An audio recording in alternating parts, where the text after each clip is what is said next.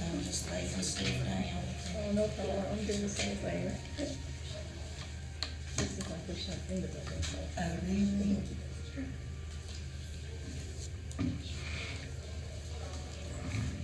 I know, I feel like we do on mine or something. I have heard you on mine, I just go to your face with you.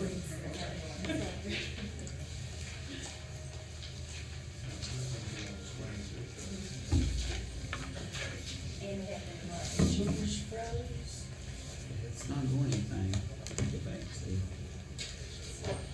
No, it's not doing anything.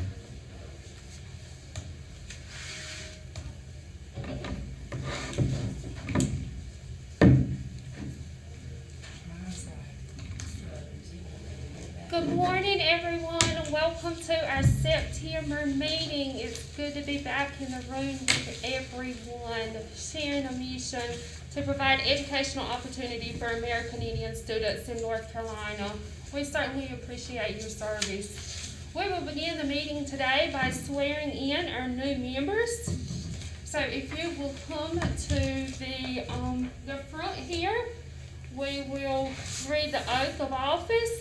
We have Representative Edward Goodwin, Amanda Frissard, Brandy Jacobs, and Tina Lance.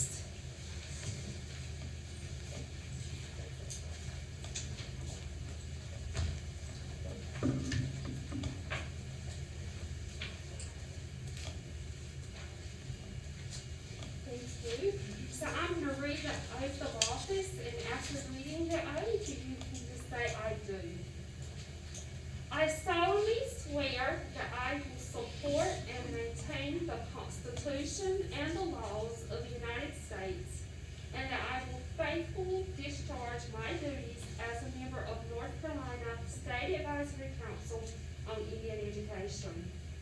I will, to the best of my ability, advise the North Carolina State Board of Education on effective educational practices for American Indian students, explore programs that raise academic achievement and graduation rates among American Indian students, advise the North Carolina State Board of Education and the North Carolina Department of Public Instruction on ways to improve coordination and communication for the benefit of American Indian students affected by the state and federal programs administered at the state level, prepare and present an annual report to the North Carolina State Board of Education, tribal organizations, and to confer at the annual North Carolina Indian Unity Conference. And last, advise the North Carolina State Board of Education on any other aspect of American Indian education when requested by the state board, educators, parents, students, business leaders, and other constituents. I do. And I'm going to give you this copy, and you can sign it, and then give it back to Dr. Susan Silver at the end of the meeting. Thank you, and welcome to Stacy.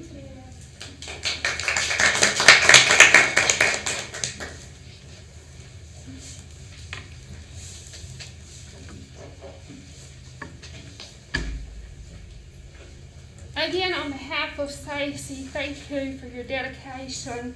I do want to reiterate to each of us that our appointment on this board is critical to ensuring advocacy for American Indian students, their families, and students. So I do encourage each and every one of you to take an active role in promoting the educational opportunities for American Indian students, and I certainly appreciate your service and commitment. Before we begin, we need to approve the agenda and minutes.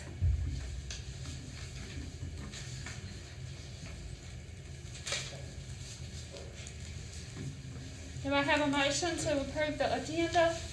I make a motion to approve the agenda. Second. Angela Richardson. All in favor? Say aye. Aye. Any opposed? Okay. So moved. And I hope everyone's had the opportunity to look at the minutes. motion to approve our minutes. Excuse me, Madam. I went and read through it, and then there's only one flaw.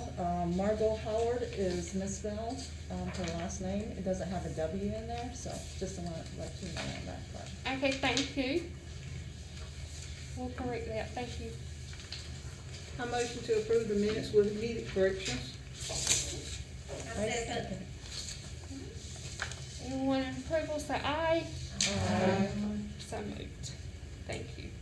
Madam Chair, can I just provide an announcement before we get started? Absolutely. So please, we are streaming on YouTube for our Title VII directors, so when you speak, if you could speak into the microphones, and we're recording for the purpose of creating our minutes later, so if you make a motion, you just state your name, and then if you make the motion or second it, so we know who the person was who made it. Thank you. Thank you. Our first presentation today is we're going to be receiving updates from Federal Program Monitoring and Support Division from Dr. Latricia Townsend. Welcome, Dr. Townsend. Thank you so much for having me today. I was asked to do just a general overview of the federal programs that we have within our shop. I do have a presentation, but I will entertain questions as we go forward. We can turn this into a conversation, and if there are questions or concerns that you have, I'd love to know those. If I'm not able to answer them, I will ensure that an answer is provided to you. As was stated, I am Latricia Townsend, and I serve as Director of Federal Programs. And so I wanted to kind of take you back. This is me as a 6-year-old. This is my first grade picture. So kind of take yourself back to where you were when you were in first grade. At this point, I loved school. I thought school was amazing. I grew up, of course, in the 70s, and during that time, kindergarten was not mandatory. I did attend a neighborhood preschool for, I think, maybe as a 4-year-old, and then I did kindergarten there. And so first grade was my first foray into real school. I was eager, I was excited. Fast forward to say about 3rd or 4th grade, I did not like school. I was completely shut off. I come from a family, my mom was an educator, and so literacy was very important. I read all the time, and I felt that school was just so constraining by the time I was in 4th grade, and I was shut down.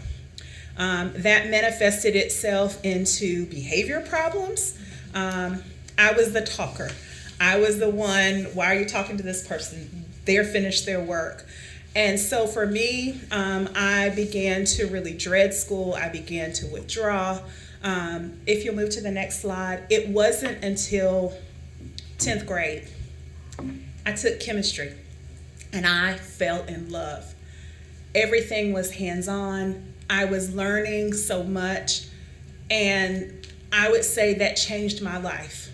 What you do each and every day to advocate for students, it has the propensity to change their lives. You are advocating to make sure that they are able to receive the best possible education. We talk a lot about Leandro and making sure that equity exists, but we know for many students, myself identify as African American, as Native Americans, the students just are not having their needs met. And so I wanted to kind of begin with that and say, thank you for what you do. Thank you for advocating for students. Thank you for helping them have a fighting chance. I stepped into the role as Director of Federal Programs in March of 2020. And it has been a wild adventure. I did not meet many of my staff members in person until August. And so we were able to interface with one another. We were able to make it happen. Federal programs, it is a lot. When you think about the sheer amount of work that has to take place, you think about the significant dollars that come forward, we owe it to students to do our best, whether we're in person or whether we are virtual. It can happen. And so wanted to begin with there. If we'll move to the next slide. I always think about federal programs from an equity lens. We think about, and so for some people, equity is a nasty word. They don't want to hear equity, but everybody doesn't need the same thing. If we give people things that they don't need, so for me, if they had kept pushing me like the literacy piece, I had to have science. I ended up going on to be a chemist. And then after doing that, just for about 6 months, I realized that it was so solitary and I needed to really figure out how I could do that. I ended up going back and doing teacher certification and ended up teaching chemistry for about 10 years. And those were some of the best years of my life. So what you do in your advocacy role is to make sure that students have a fighting chance. For me, that's what federal programs is all about. So we'll go to the next slide. So federal programs that are within my shop, they harken back to 1965, the Elementary and Secondary Education Act. And many of you know No Child Left Behind. Well, No Child Left Behind was then now replaced to what we have now, which is Essa, the Every Student Succeeds Act. And so these particular federal programs were once called compensatory education. In other words, what can we do to make up for, or what can we do to add little extra pockets to really ensure that students are getting what they need? So within this particular set of programs, there is a set of funds that are tied to it. North Carolina gets about $700 million every year within this particular portfolio of funds. The vast majority of those funds come into DPI and then we send them right back out the door. So they come to your local school districts. And so I'm going to talk very briefly about each of those programs, and I'm happy to answer questions as we go through. So within the portfolio, so I guess I should start with the Essa state plan. So North Carolina, as did every state in the union, we had to create a plan to show how are we going to level the playing field, how are we going to ensure that there is equity, how do we make sure that we meet student needs. And so within North Carolina, this plan, you can find this on DPI's website, we show you how we are going to go about implementing the programs that are in the Every Student Succeeds Act.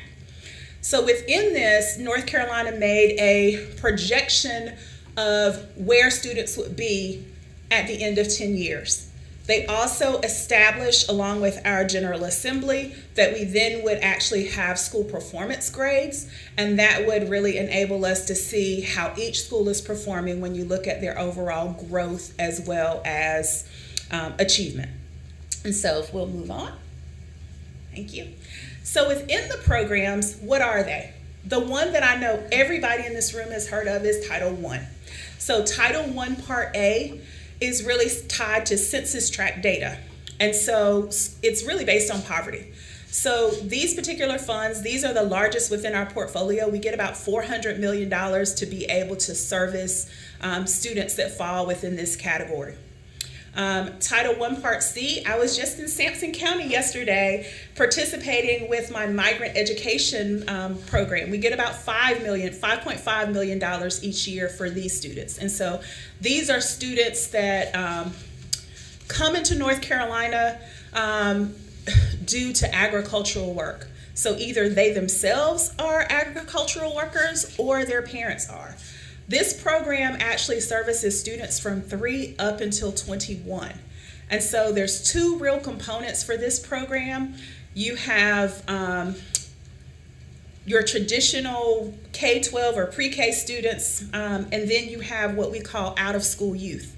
And so students whose parents or they themselves are working in agricultural are working in agricultural work, they are able to participate within this program, and we assist them in really encouraging them to go back and get their high school equivalency. And so another program that we have is Title I Part D. It looks at our neglected and delinquent. And so that is really your students that are in penal institutions. And so this is really all about making sure that while they're there or when they transition back into a traditional school setting, that they will have a measure of success. Title II is all about supporting effective instruction. So within that, you would typically see things like professional development for teachers as well as leaders. Title III, English language learners, so your ESL students. And so at some point, Title III and Title I Part C, they might overlap. I will say for Title III, most people are thinking Latin students. But within North Carolina, we also have, of course, you have the 8 state recognized tribes, but we also have the Eastern Band of the Cherokee. And so there is still support given to them with regards to continuing their tribal language. So it's not just Spanish speakers. It could be any language that is not English. Title IV Part A, this is what I call the well-rounded grant, student support and academic achievement. And so for this, there's a couple of components to it. It could be used for technology. It could be used to really support AIG. It could be used to support AP, IB. The district would have some discretion as to how they want to utilize those funds. Title IV-B is our 21st Century Learning Centers. This particular grant looks at after-school programming, providing a safe place for students to go after school. I think the appropriation for this one is usually about $35 million per year, and we do run that as a competitive grant. It is available to both public school units within North Carolina as well as community-based organizations such as churches, YMCAs, Boys and Girls Club. We have the entire gamut as it relates to that particular program. Subgrantees can apply to get about $400,000 per year, and we would actually do that on a 3-year cycle. So if you were to be awarded, you would get those funds over the course of 3 years. So I guess you could, in essence, if you got the maximum amount, you'd have $1.2 million to service your program. Title V is our Rural and Low Income School Program, or RLIS, and so it is really as it states, and so it is for rural school districts. It's a pretty small amount, but it's for our rural school districts that are in poverty. And so when we think about rural districts, often there is not a sufficient tax base to really make sure that you're able to appropriate local funds. And so that's where this comes in to help. And then we have the last one is homeless, so McKinney-Vento. And for this one, we get a little over $3 million a year. And so this particular program actually supports students who are experiencing homelessness. So if you were to move from one county to another and you were classified in this way, you could potentially get transportation back to your original district so that you would be able to have a continuity within your education. One that's not explicitly listed, two that aren't explicitly listed here that I should have said before. On Title I, we have a couple of subsets that we really push. So Title I Pre-K, and we have a consultant that helps us with that. There's not an extra measure of funds, but districts can decide, and I really try to encourage this, they can actually decide how they're going to appropriate their Title I funds. And those that are seeing more growth with students, a lot of them are appropriating a good, I wouldn't say a good deal, but they're appropriating a nice amount of those funds for pre-K, because we know the earlier we get to kids, the more likely it is going to be that they're able to really make the progress that they are capable of making. And then the other one within Title I that doesn't show here is foster care. So we have a foster care consultant that actually interfaces with state level DSS, but then also we have foster care as well as homeless liaisons within each PSU. And so we do get a little bit of funding under Title I to support those students who are in foster care. Okay. So I wanted to talk to you about our general portfolio. So North Carolina is typically getting, like I said, about $700 million for those programs that I just discussed.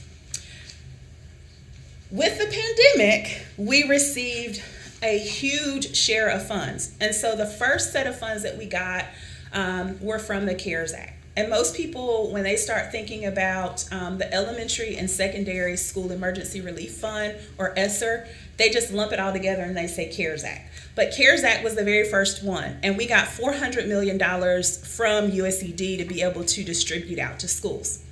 Why is that important? It gave students a much needed boost to be able to figure out how are we going to deal with the pandemic. And so we saw a rise in schools of purchasing devices, purchasing access points to make sure that their students could get on while they were home, just a variety of uses. Within the CARES Act, we also had the governor's emergency relief fund. So the governor gave us in two pots of money about $60 million. And that enabled districts. There was one that they primarily used for tutoring.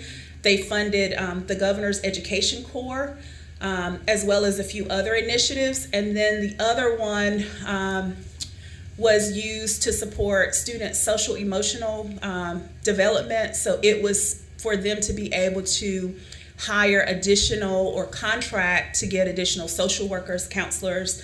It would be up to the discretion. So each of these fund sources goes directly to a PSU, and then they, as a board or superintendent, whatever their processes are, they get to decide individually how they are going to spend these funds. And our office within federal programs, they will complete an application, they will submit it to us, and we will have a program administrator that reviews their application. That is true for CARES Act as well as the ones that I just discussed. So think CARES Act, $400 million plus the extra $60 million. Next slide. So the next batch of funds that we got, these were appropriated in December of 2020. These were the Sersa Funds. This was our outgoing president, Donald Trump. This was his last hurrah as it relates to funding. And so for this, North Carolina received $1.6 billion with a B. And so how does that relate to the districts that you support? With CARES Act as well as this one, 90% of that $1.6 billion came into DPI and then it went right back out the door. The other 10%, a couple of things happened. A very tiny portion or 0.5% stays in-house for us to administer those grants. And then the other 9.5% was either determined by the North Carolina State Board or by the General Assembly. And so within that, so the 90% is already out the door. Your districts already have those. They've applied for those. But then there are a series of little secondary initiatives that have come out of this. So within Esser 2, I just came up from a webinar. There were 3 additional fund sources that the state is going to fund using that 9.5%. So one of them is for school nutrition workers, PRC 174, school nutrition workers, and that will enable school districts to be able to provide retention bonuses for those individuals because we could not have fed our students the way we needed to without them. And then the other 2 are coming out of what we call here at DPI, the Office of Learning, Recovery, and Acceleration. Our superintendent has stood up an entire office that is dedicated to mitigating learning loss. And so with that, there are 2 funds that are being made available to all school districts to actually run summer programs in 2022. So you will see until we exhaust our 9.5%, a series of initiatives will continue to come forward until basically we have no money left. These funds go through September 30th of 2023. Okay. Now, can you go back one more? Okay, I should have talked about this. So if you have private schools in your area, the last governor's set of funds was for private schools. And so we got $84 million from the governor to distribute out to private schools within your areas. And so those applications were run directly through DPI. Okay. And I think I missed my title heading. This one should be the American Rescue Plan. And so the American Rescue Plan was the first act by our current president, President Biden. He created the American Rescue Plan Act. For this one, there are two major programs that come out of DPI. First is Esser. So this one was the $3.6 billion. So 90% of that $3.6 billion has gone back out to the districts. Just to put it in perspective, many districts are actually receiving 4 times what they would receive for Title I with these funds. So it's a lot of money. But we also tell people, don't let the money burn a hole in your pocket. You have until September 30th of 2024. And so most plans that are developed well, they think about how they're able to use it over a period of time so that they don't get to the end of that and just say, oh my God, we have a funding cliff, what do I do? I will say with all these funds that are in the pandemic recovery lane, they are all ones that would have a wide set of uses. There are 3 main things that my staff is looking for. Does it prevent coronavirus? Does it reduce the transmission of coronavirus? Or is it in response to coronavirus? And then if you can say that it does one of those 3 and it fits within one of those 14 allowable uses, the districts can be creative as to how they're going to use it. Some are purchasing modular units to be able to increase social distancing. Some did picnic tables so they could have the kids eat outside. Just a variety of uses. Some, of course, with this one, you had to dedicate 20% to preventing learning loss. So some have hired additional tutors. They've purchased programs. It depends. And all of the applications that we process are actually public access. And so any citizen could see what an individual district is choosing to do. And with this, we will also be getting an additional batch of funds for private schools. The governor's office applied for that in early September. As soon as that's approved, we'll begin processing. The caveat for private schools this go round, they have to have a 40% poverty rate to be able to access those funds, and we'll have $82 million. Private schools, talk it up. I know it's public education too, but private schools, there were about 700 that were eligible to apply in the last round, and we only had 225 apply.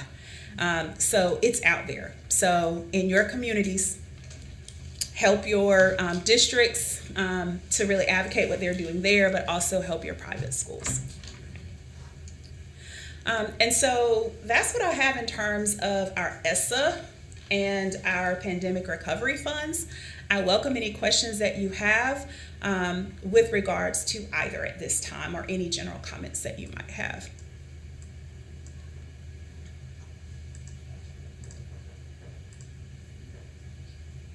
Yes, ma'am. Hello. I know I am blown away about the amount of money that's come in because of COVID, which is fabulous for North Carolina and for natives in particular. I did miss a little bit of what you said. Everything you're focusing on is preventing, responding, and to COVID to apply to get the funds. So to apply to get the funds, there's 14 broad categories. And so one of those categories might be about learning loss. So they might say, I want to spend 10% of my funds with this.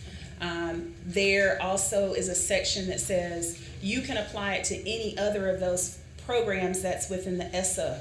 And so there's 14 general ones. And so once you decide what you want to do, Then your second test is it a reasonable expense? Is it allowable? And so that's one of the 14 allowables. And then there's 3 tests that USCD is using right now. Is it, does it prevent COVID? Does it reduce the transmission of COVID, or is it in response to COVID? So an example, so reducing COVID, we've had individuals to apply to add air scrubbers. They have decided their HVAC systems do not support good air health. And so one of the things that they've applied to do is to actually do that. So that would be an allowable use, because there is one that talks about air quality. And so it would fit in that. And then now, if they were to improve their air quality, then now, of course, it's going to be in an effort to reduce the transmission of COVID. So I'm seeing a lot of schools are asking for permission, obviously from parents, to do weekly tests of kids for COVID. So that's part of your initiative to prevent, to reduce, or respond to COVID. But it would be any decisions that you see at the local level. It goes through their board or whatever process they have. And so our job in federal programs is just to keep them safe so they don't have to pay the money back. So we're just checking to see, is this allowable? And so one of the things that we also do, we do 3 things in federal programs. We administer the grants, which is we help them fill out their application, answer any questions that they have. We also provide technical assistance. So say, for instance, you get your Title I grant or you get your migrant grant. We will then come out to you. Like yesterday, I said I was in Sampson County with migrant. We went out and we were doing a new director's onboarding to help them understand the processes that they have to do. So we provide technical assistance. And then the last thing, which is why people don't like us, the last thing that we do is compliance monitoring. So in other words, you told us that this is what you were going to do with the money. It's our job to now come out and say, did you really do what you said you were going to do with the money? So as a result, we do a series of monitoring visits. And during those visits, whatever you put on the application, when we come out to visit you, you get to provide us documentation. So like for Title I, it's very specific. You have to do parent engagement. So if I'm going to come out and see if you're in compliance with Title I on parent engagement, I want to see what kind of minutes you have, what kind of agendas you have. If you said I spent money for snacks to be able to feed the families when they came, all of that is going to need to be in alignment. And so that last part is that compliance monitoring to make sure that they are doing what they're supposed to. If there's a finding, they get an opportunity to fix it. They can do corrective action. There's also another area within the building that actually looks at expenditures. And so if there's an issue with expenditures, that division, they ask people to pay money back. And so that I don't have to do that, luckily. But we do have good checks and balances on the program side as well as the fiscal side. Can you tell us how your program supports Title VI Indian Education Funds? We actually don't have Title VI under our umbrella. Okay, is there an initiative or are you guys looking at transforming that, or? I think we've had several conversations. Are you still the Title VI rep? I'm sorry, I don't mean to put you on the spot. No, but I can try. Do we have a Title VI rep now? No. I don't know. Okay. All right, I can look. I mean, it's not under our area, but I would be happy to lift that up. I guess Dr. Edmonds would be the best one. But we're not in that area, but we welcome support for that. And so. Okay, thank you. I think, Madam Chair, can I Yes. ask a question? I don't mean to barge in, but I have a federal programs question, if I may. Where does the tribal schools fall in with your particular efforts with the ARC funding? We have Ossiponi, we have Eastern Band of Cherokee, and we have a brand new charter school in Robertson County. So one of the questions, does charters fall under that? So charters does fall, there's a charter school division that actually oversees many of the mechanisms associated with charter schools. But if they receive federal funding, then they would be on our allotment files and receive funding. So charters, yes. And then the federal tribal school, they are under federal guidance. And so we don't have any oversight. But they do interface with us, so you think about testing, they do participate in our state testing program, and so they pay into that with their federal funds. And I'll speak briefly to the issue of how federal programs supports Title VI Indian education. So one of the differences with those funds, so as Dr. Townsend spoke to, so Essa funds come to DPI and then schools, in terms of Essa, in terms of the CARES Fund Act, they applied to her office and then they distributed them out.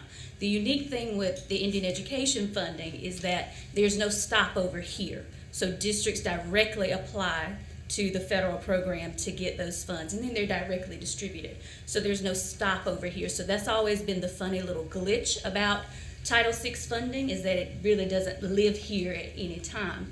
So there's always been this disconnect between supporting our Title VI coordinators, and we kind of hodgepodge support together. We were very fortunate we had Dr. Locklear, who had a huge program in Robertson, who provided a lot of support, but technically the agency does not have that support. So as Dr. Townsend mentioned, I think that is a wonderful issue to the council to advocate for, and to have Dr. Townsend uplift for a person who supports different, not just Title VI, but different aspects of educating American Indian students. So that's why there's no technical spot here. There is a place where they have to show documentation that they've done, like their meetings and things like that, that I do believe that they monitor for schools, districts that get a certain amount of funding.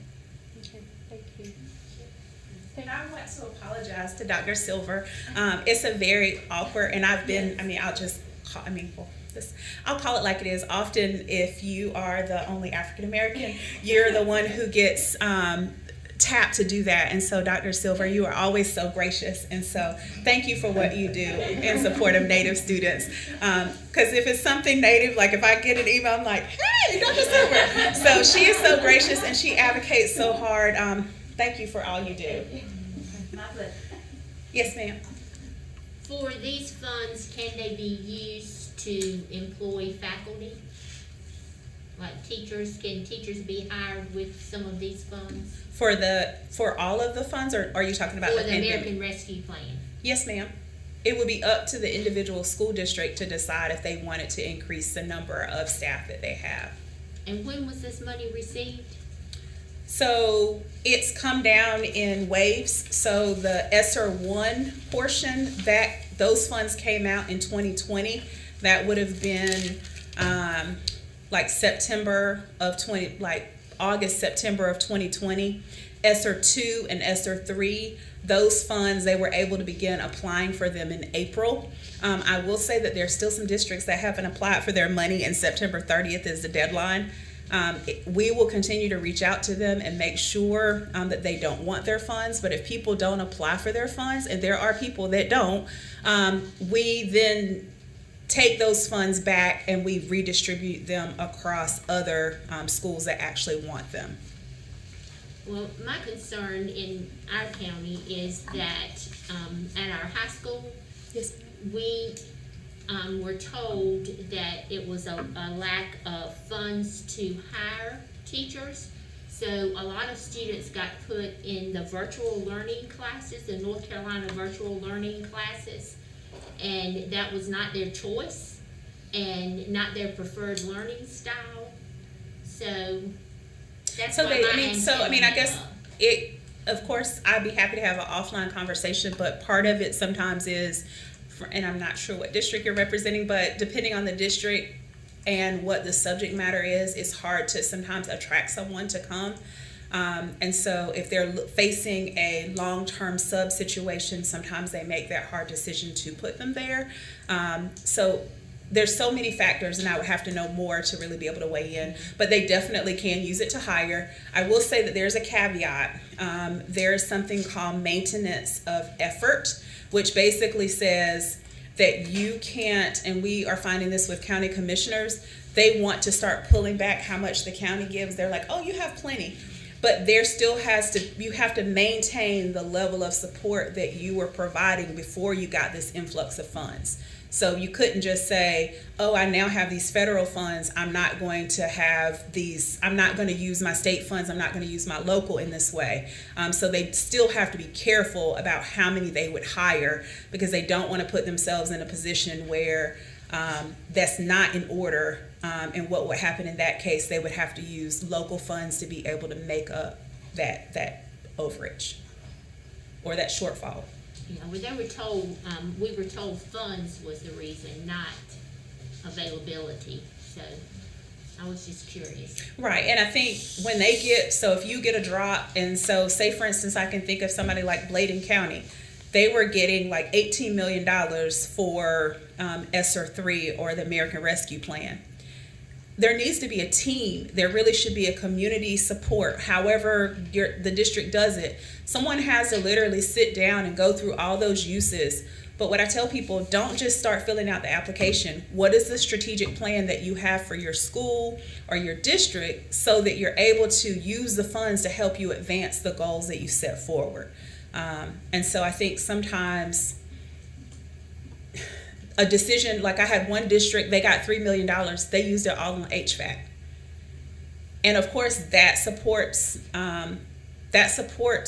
what the grant says, because you're reducing transmission. But I think we want people to really use it to help children and not just do infrastructure. And so if there could be a good mix of both, if you could find a happy median. But all of the applications that are filled out, they're public access, and I can provide that, how you would actually get in, and that way you can see any grant application that people in your district fill out. And that way you're able to see the budget, you're able to see what it's called grant details, and it would enable you, and I don't know how to do it on time, it would enable you, it would enable you to actually see how they're planning to spend those funds. So, and I'm happy to share that. But I think I'm over time, but I'm happy to come back anytime. And if there are questions that you have, if you would gather those, and I guess those go to you, Dr. Briggs. Yeah. Okay, and so if you have questions that I was not able to answer, if you get those to me, I'm happy to answer those. And if I can't, I'll find somebody in this building who can. So thank you for having me. Thank you for joining us today. Next on our agenda, we have Mr. Gregory Richardson, the Executive Director of the North Carolina Commission of Indian Affairs, to give us updates on the North Carolina Commission of Indian Affairs. Thank you, Dr. Locklear and Chairwoman, that is. Good morning to all of you. And the first thing I want to say is congratulations to the newly sworn in members of SACE. This is very vital work in North Carolina, and I know that you all are here because you're at a place that you want to be, and you're making a difference for our students in North Carolina. So I want to, on behalf of the North Carolina Commission of Indian Affairs, congratulate you for agreeing to volunteer, or maybe you were voluntold, I don't know. Sometimes that happens, but you're here, and you bring to this table a great deal of knowledge and experience that can help DPI and our schools and our students get to their next place in life. I want to thank Dr. Susan Silver and Kelly Briggs here for helping me to get here today, and Dr. Locklear, thank you for the invitation to be here today to talk a little bit about what's going on with the Commission of Indian Affairs. And I see that you've got a very lengthy agenda today, and I'll try not to overstay my time, but there's a great deal of work that needs to be done. There's a lot of things going on right now. And I guess I'm going to just start my presentation with something that was just kind of alluded to by Dr. Townsend here with the American Rescue Funds, which has been made available by the administration, and it's in place to help us with COVID issues. Money has to be spent and has to be wrapped around those issues. So working with the governor's office and now with the legislature, North Carolina is the recipient of a great deal of COVID-related monies under the American Rescue Plan for tribes. So the original proposal in North Carolina for that work was $18 million, and now it's 10 million. And that is what's on the table across the street, right here, being discussed this time, this week in Raleigh. And that funding will go to the tribes and our urban Indian associations here in North Carolina.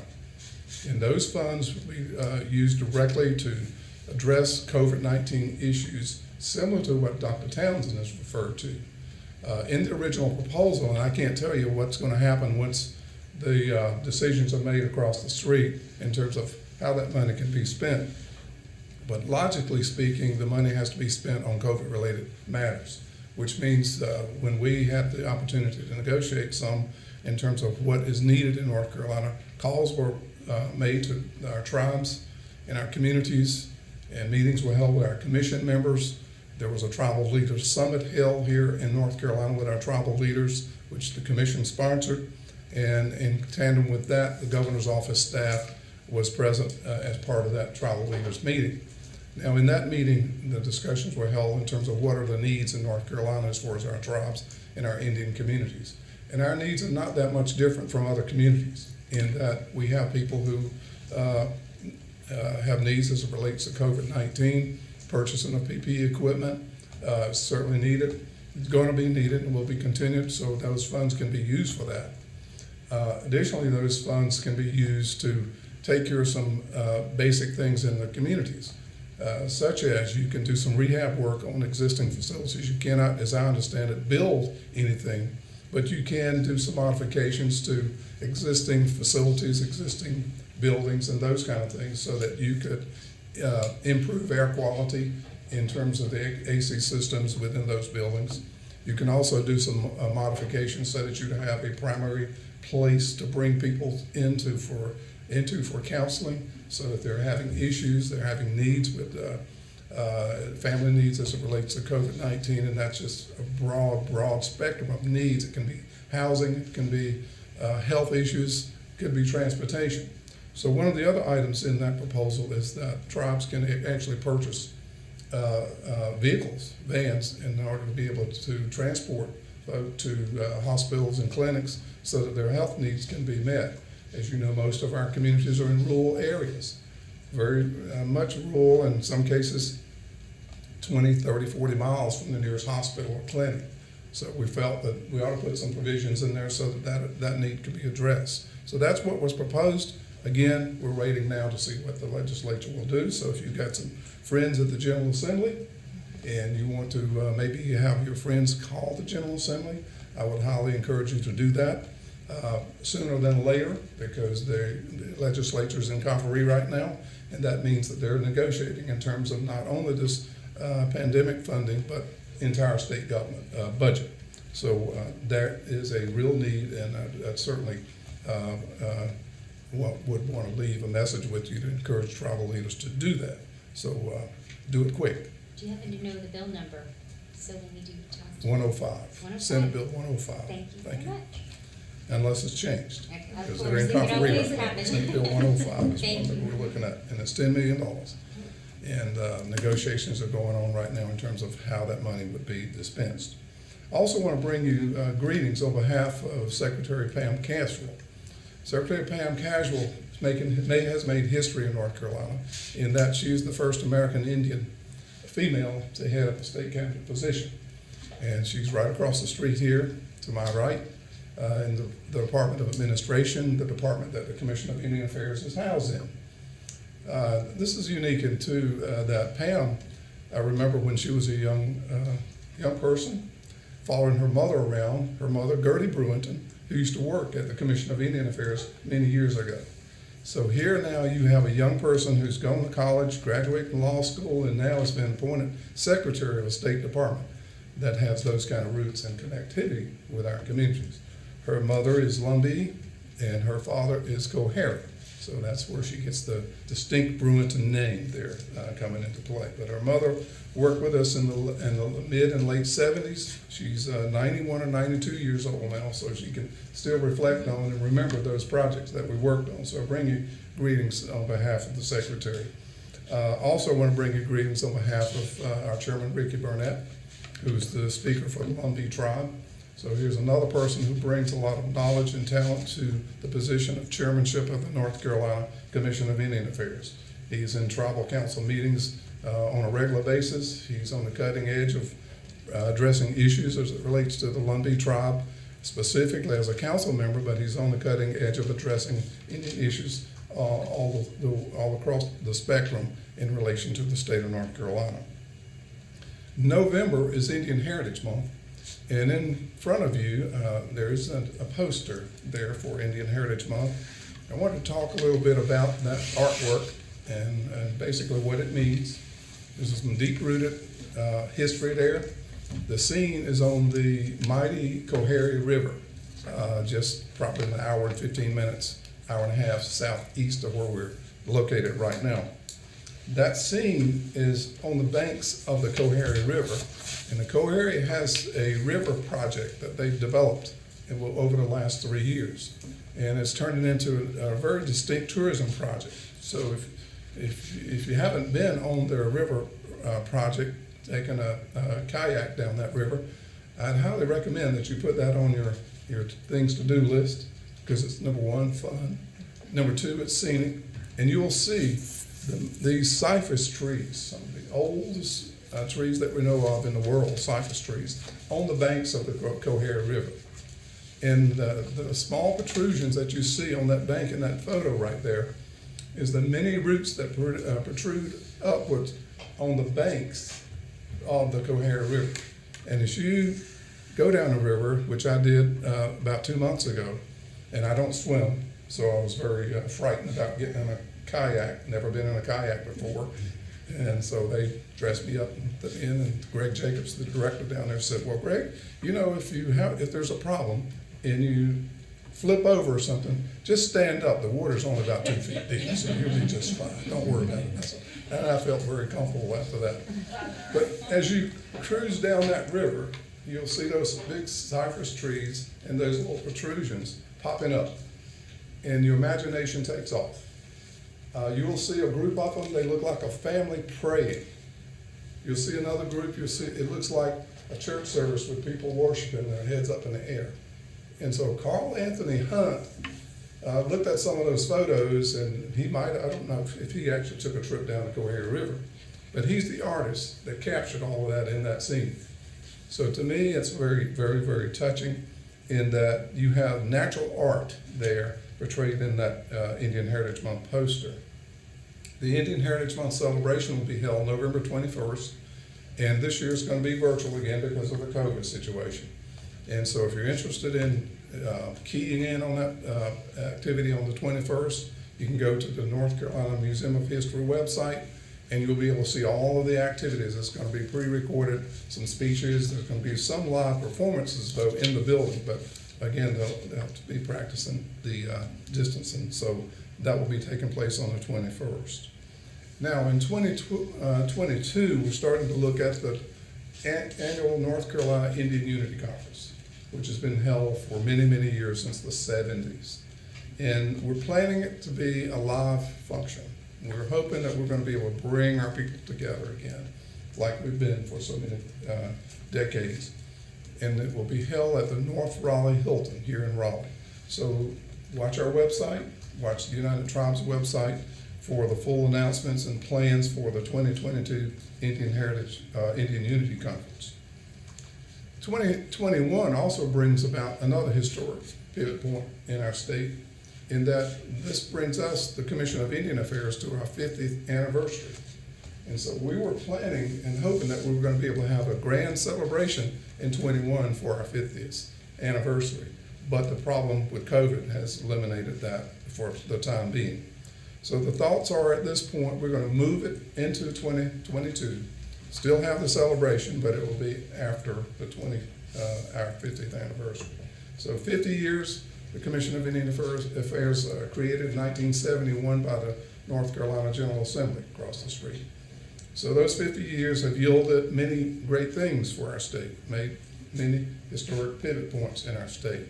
State Advisory Council on Indian Education, where did that come from? Off the legislative agenda of the Commission of Indian Affairs, created by the General Assembly. So it is law in North Carolina that we have a state advisory council on Indian education. You're going to be seeing these beautiful reports that you all develop and present, which captures our achievement rates for all of our students in North Carolina. Some good, some bad. But what it does, it puts information in hand, and it says to the state and the nation, American Indians have Indian education issues to deal with, and here's how we're dealing with them. So you all are providing much needed advice to the leadership here at the Department of Public Instruction. You all are providing leadership for possible creation of new legislation moving forward for programs and services for our children in North Carolina. So that is just so vital. History in terms of the Commission of Indian Affairs.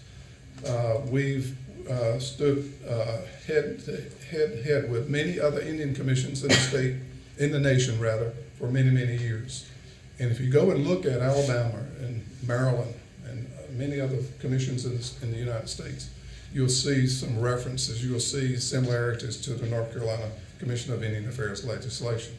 So this is continuing. Other states in the nation now are working towards trying as best they can to set up an Indian Commission.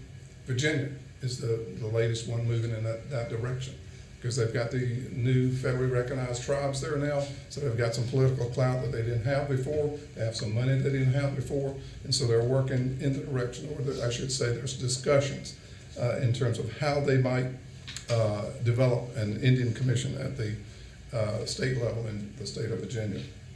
No doubt, like you all, like education, like our schools and other leaders, we have had to deal with COVID-19 for the past year, and it's dominated our life. We know that specifically at the Indian Commission. Every day work is done on COVID-19. It's become a full-time job with no full-time pay. Everybody who's working on this has had to pick up a part of it and carry it necessary.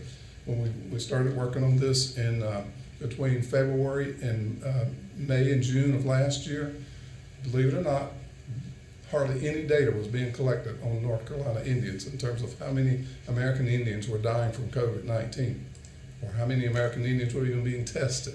There were only 2 American Indians hired last year in May and June as contact tracers out of an entire population. And we still do not have a supervisor that we know of that's been hired as a contact tracer. So we've moved from hardly any interaction, hardly any data being collected, to now we can look at the Health and Human Services dashboard, and you can pull up your zip code for your tribal community, and you can see what the COVID rates are for your county and your community right now. So to me, that's a marked improvement in terms of where we've come from just within the last year. So right now we've got full testing going on. We've got vaccine clinics going on throughout the state, and I can tell you it's not enough. I can tell you, because we still have some issues. No matter where you stand on whether to wear the mask, whether to get vaccinated or not, people are dying. And the other issue is that these other variants are moving forward, so we just don't know where this is going to all end. And it's we're still looking at Robertson County, trying to do all we can to get the message out to folks. It's important to get vaccinated. But right now, Robertson County data shows the rate there is the lowest, one of the lowest in the state. So we have work to do. I'm going to move quickly to some other things I wanted to mention, because as we look forward to the future and our plans, there are certain things we need to be aware of, and you certainly as educators need to be aware of. And you know that within the past couple of weeks, the 2020 census data was released. So there's a slide, and I'm going to ask that be pulled up right now on the 2020 census, and you have the information in front of you. The slide's going to be definitely too small for me to read on the screen, but I have a copy here in front of me, and you have a copy in front of you. So I won't be able to go to each of the tribal communities across the state. In lieu of time here, we just can't do that. But I wanted to point out a couple things that's really going to be very impactful upon education and upon Indian tribes and communities in this state. So if we look at the data, I'm going to pull up one of the SACE represented counties, and I know Margot's not here today, I don't think. let's take a quick look at Bertie County. So if you go to Bertie County and just look across, just get you something and look there. Bertie County, and the scenario that I want you to pay attention to is that in some areas, the American Indian data, the American Indian population decreased. So when you know that your funding is based on the census data, and you have a population that's decreased, there is an impact there in terms of future funding for federal programs and grants and other things. So Bertie County, you'll see, which is, that's a small American Indian population there. In 2010, we had 96 people just in that county, and now we're down to 63. Drop down to Bladen County, Waccamaw-Siouan community. Difference there is that they went from 749 in 2010 to 799 in 2020. And then so on. We'll move down to the next one, to Columbus County, which is also Waccamaw-Siouan. In 2010, look at that column, they had 1,845 American Indians there. In 2020, dropped to 1,732. So that may not sound like a lot to a lot of folks, but it is significant when it comes to our funding. I know Cumberland County is represented in the room. So Cumberland County in 2010 had 5,140. In 2020, they went up. So the population increased to 56 in 2020. Now, I wanted to pause for a moment there because statistically, it's showing up now in the census data that the urban communities' population increased and generally the rural communities decreased. You'll see that over and over and over again when you look at data. So I want to get down to another urban area like Cumberland County to show you another illustration of how that's working out with the census data. So in 2010, we had 2,594, and then in urban area of Guilford County, we had 3,183. So population went up again. So if you look at Charlotte and you look at Raleigh and other Cumberland County, Fayetteville, the numbers are going up. And back home in our rural areas, the numbers are going down. Up in Jackson County, up in the Cherokee area, 3,804, and now you have an increase in Jackson County, which is a little bit different from that same scenario because that's kind of a rural area, but the numbers went up to 4,098. Can I comment on that? I'm sorry. That's all right. The tribe put forth a lot of effort and hired a lot of people within the tribe to go out to the communities, because as you know, in most of our communities, we don't want to speak to strangers coming up to our things, so we hire people within the community to go out to our enrolled members' residences to take thing, and I want to say that they put a really great effort into that, and I think that it's not accurate still, but I know that it's a big step into getting those numbers. That's right. And tribes did make a difference in that scenario when you had people from the community actually going out knocking on doors and meeting with people. So there's a lot of issues going on with the 2020 census. Cutbacks in funding was one of those. Cutbacks in terms of the number of programs that were available for census work.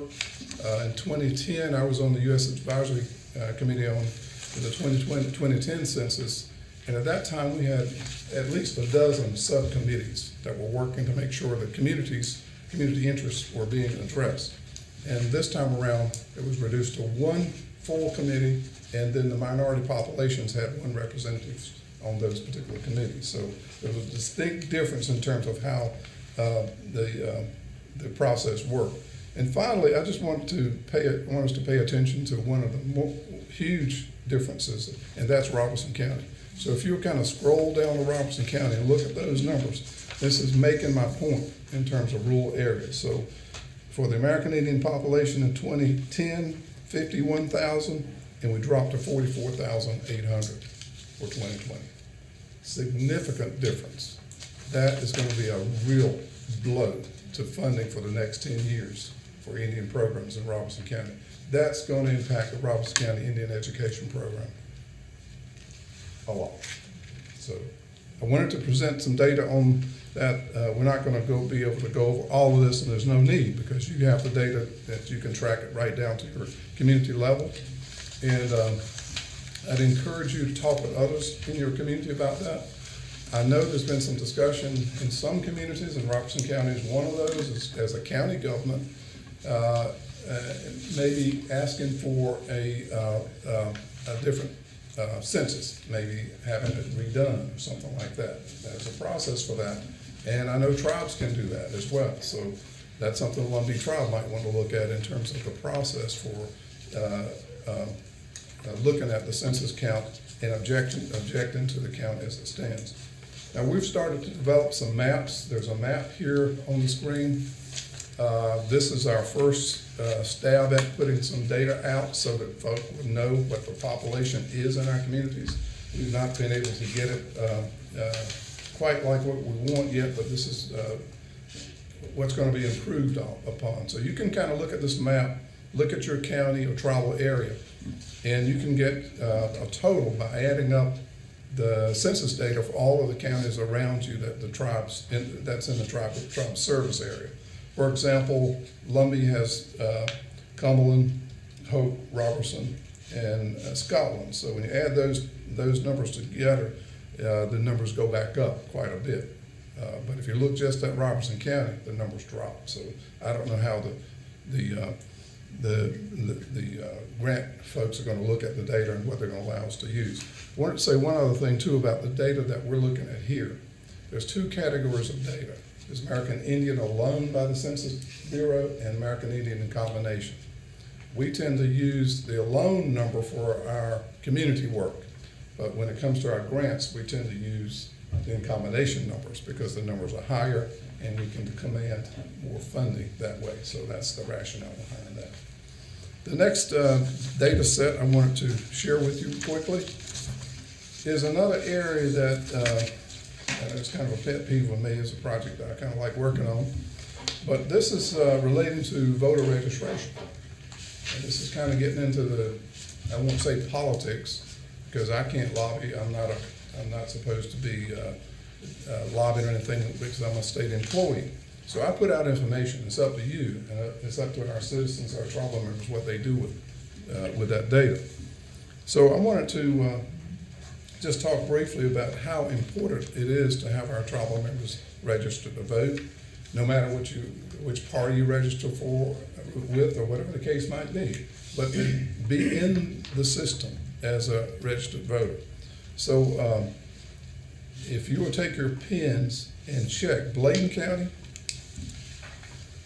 Buncombe County,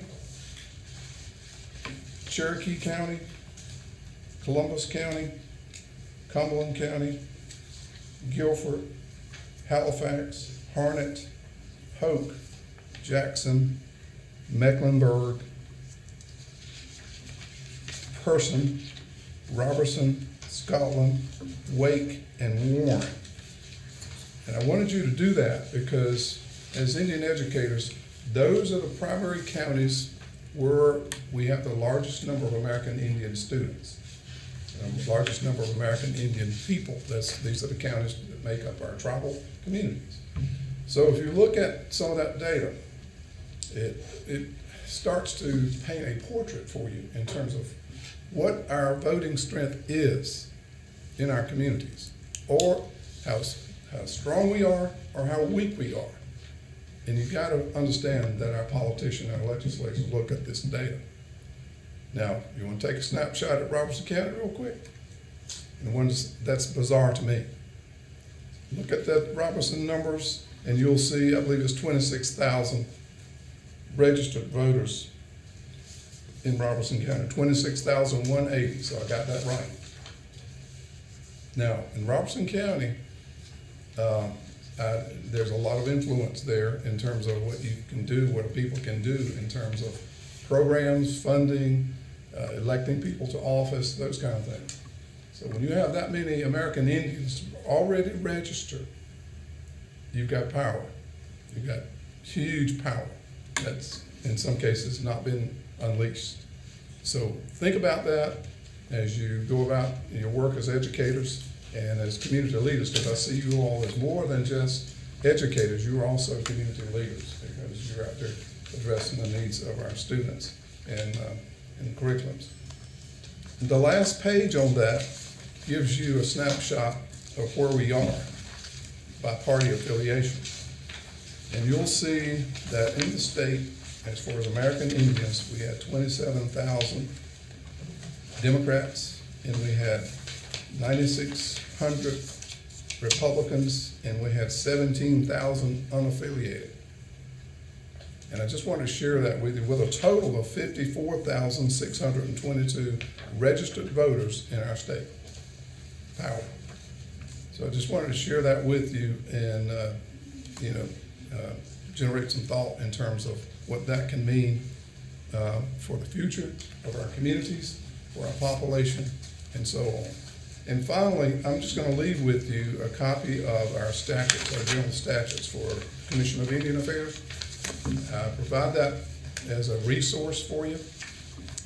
Provide that because we have meetings each quarter. We have an education committee. Ms. Dorothy Yates over here is chair of our education committee. She's also vice chair of the Commission of Indian Affairs.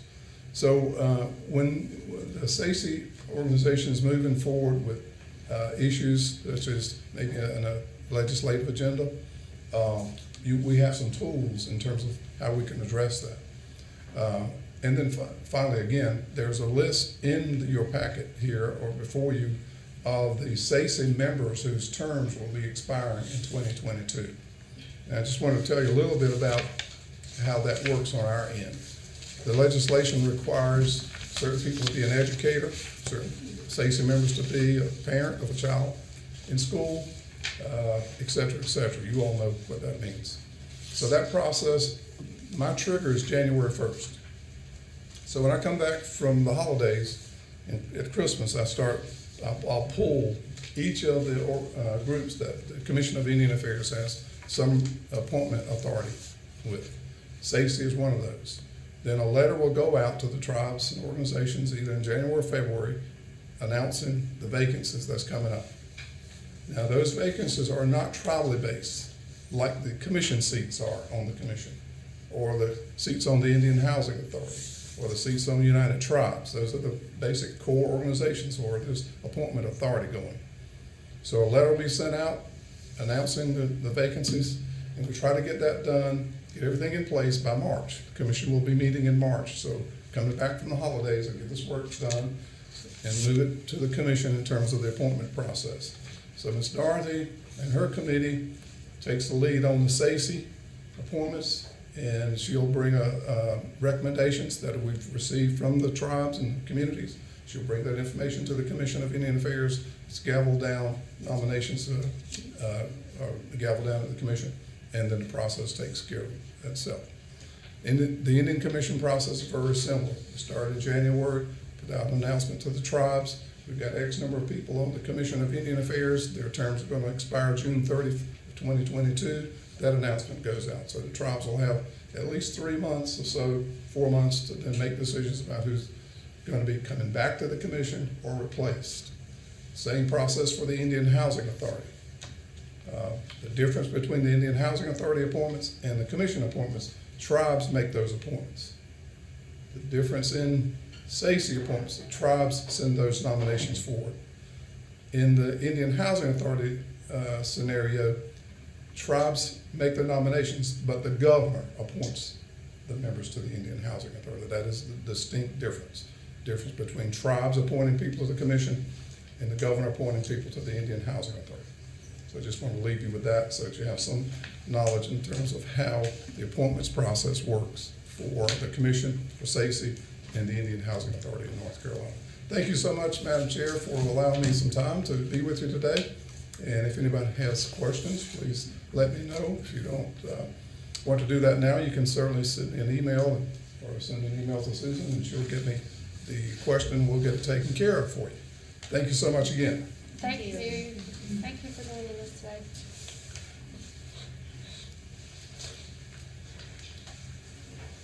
All right, next Next on our agenda is Dr. Deanna Townsend Smith to provide updates from the North Carolina State Board of Education. Welcome, Dr. Townsend Smith. Good morning, Dr. Locklear and respected members of the council. Good to be with you today.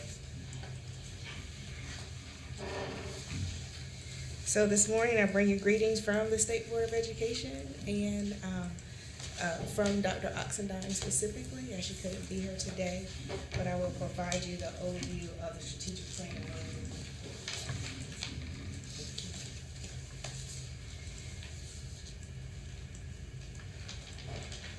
So just to give you a little bit of information about who I am Dr. Deanna Townsend Smith. I serve as the Director of Board Policy and Operations for the State Board of Education.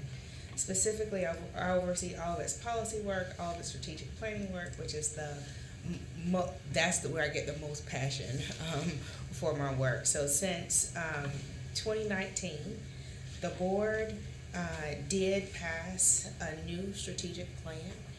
That strategic plan is grounded in equity and whole child, which is directly related to the work that SACE does and to the recommendations that you put forward when you produce your report. So I like to say that, you know, the best way to dismantle system inequities, and we see that there are a lot of inequities with the education experience of our American Indian students, and we want to continue to try to focus on that and be a partner with you in that work. And so the best way to go about dismantling that is to provide equity and whole child supports for each and every student, and that does include our American Indian students. As you know, we have been on this journey with Leandro for a number of years. We know that in the coming weeks, the judge will render whatever decision he will as it comes to that ruling. But we know that the board has a constitutional responsibility to ensure a sound basic education, which it takes seriously. And in my role, I help them to determine those priorities as far as its goals and objectives over the next couple of years. And so in 2019, we did approve a strategic plan. We went about the work of aligning and deciding where we would focus, and we looked at the data, engaged in necessary conversations to talk about what should be our guiding priorities for this work. And we landed on equity and whole child. The whole child part of the work is the easier part of the work, but we know without the focus of equity, the whole child work gets slowed down. A turning point for our board was engaging in an intentional conversation around equity and what that truly means, and truly defining that for our state. So in 2016, we had a resolution adopted on whole child. That was the easiest resolution. But in 2020, following the death of George Floyd and looking at data of our students, etc., we passed an equity resolution. Inside of that equity resolution, and I'll make sure I share that with Dr. Silver and others to share with you, we made some pointed decisions to act and resolve. One of those was to work with you guys to remove names that are offensive from school buildings, so work with you to do that. We also resolved to diversify our teacher workforce, because we know that that is critically important. And so while we have some work to do, those are some things that we put to pen and paper to ensure that we maintain our commitments. And so we decided on and adopted a definition for equity for our state for the first time. Wasn't easy. It took us about 9 months to get to a cohesive definition. And we settled on this piece of, and as we all know, that equity isn't fair but we need to give students whatever they need, and that means like if we need to allocate resources differently, that is something that we need to do, and we need to eliminate discriminatory barriers to full participation for each and every one of our students. You heard Dr. Townsend stand before you earlier, and she highlighted the influx of funding that we've received from Esser. We have an amazing opportunity, a once-in-a-lifetime opportunity with these funds, but if we're not careful and intentional, we could squander away an opportunity that we may never get again. And so that's going to require us to think about things differently and focus on and have those hard conversations around, we might need to think about how we are allocating some of those funds that are within our authority to allocate. And when we think about equity at the board table, and I'm looking forward to engaging more with Stacey in this work, we're looking at 4 core competencies. And this is where I always push the board. We're talking about opportunity and access. At the core of equity is opportunity and access. We're thinking about human capital because that's important. We're thinking about the performance of our schools and ultimately resource allocation. And you'll notice that we separated out resource allocation because that can be monetary, it can be materials. But the other part of resource allocation is this human capital piece. And we have some gaps across our state that we need to address, and it is a core focus for our board as we move forward. This is the whole child definition. We've been working with this since 2016. I'll make sure that you get a copy of this PowerPoint presentation as well so that you have that. Not going to spend a lot of time on this today because we've dealt with this for some time. I think the important point here today is to focus on these strategic plan goals. And as you go about doing your work and as Stacey does its work to align its strategic priorities, we would hope that you would align your strategic priorities to these. They are simple, and I think it's something that everybody could get behind. The first one is eliminating opportunity gaps. Note, we didn't say achievement gaps because when we begin to provide students with opportunities and access to what they need, the achievement gaps begin to close. So it's not about the achievement because our students can achieve as long as we provide them with the opportunity. The second goal is improving school and district performance, and this is where we have those things such as your accountability data and some other different measures.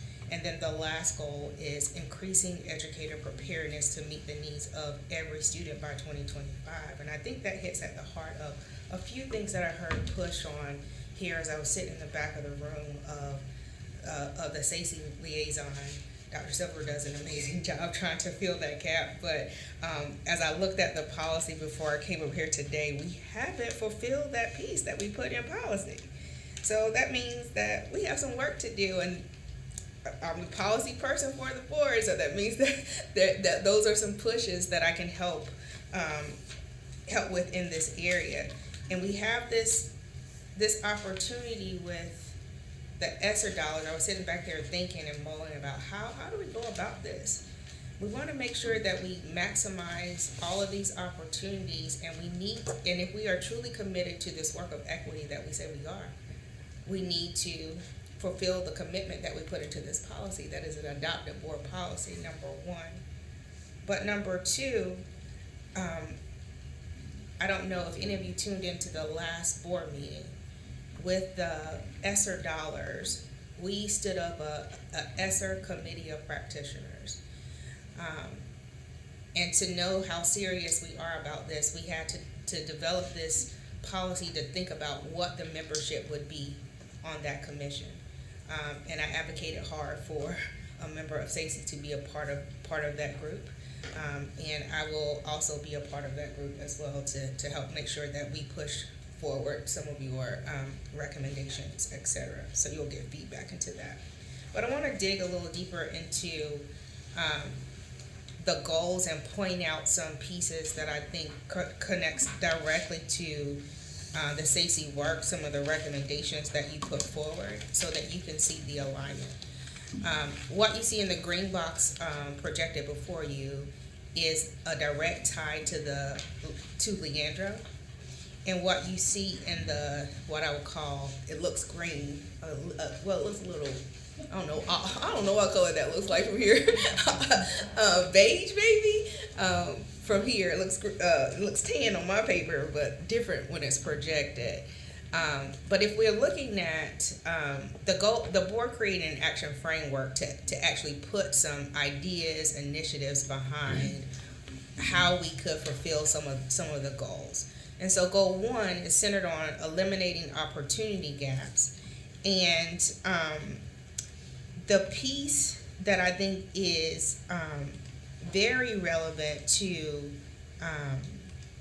the SACE work is this piece of how do we determine, like, how do we eliminate these challenges and barriers for teacher preparation to make sure that our students have proper representation in the schools. And so I'll get you a copy of this action framework as well, but that's a direct tie in goal 1. If you go to the next slide, goal 2 is talking about improving school and district performance by 2025.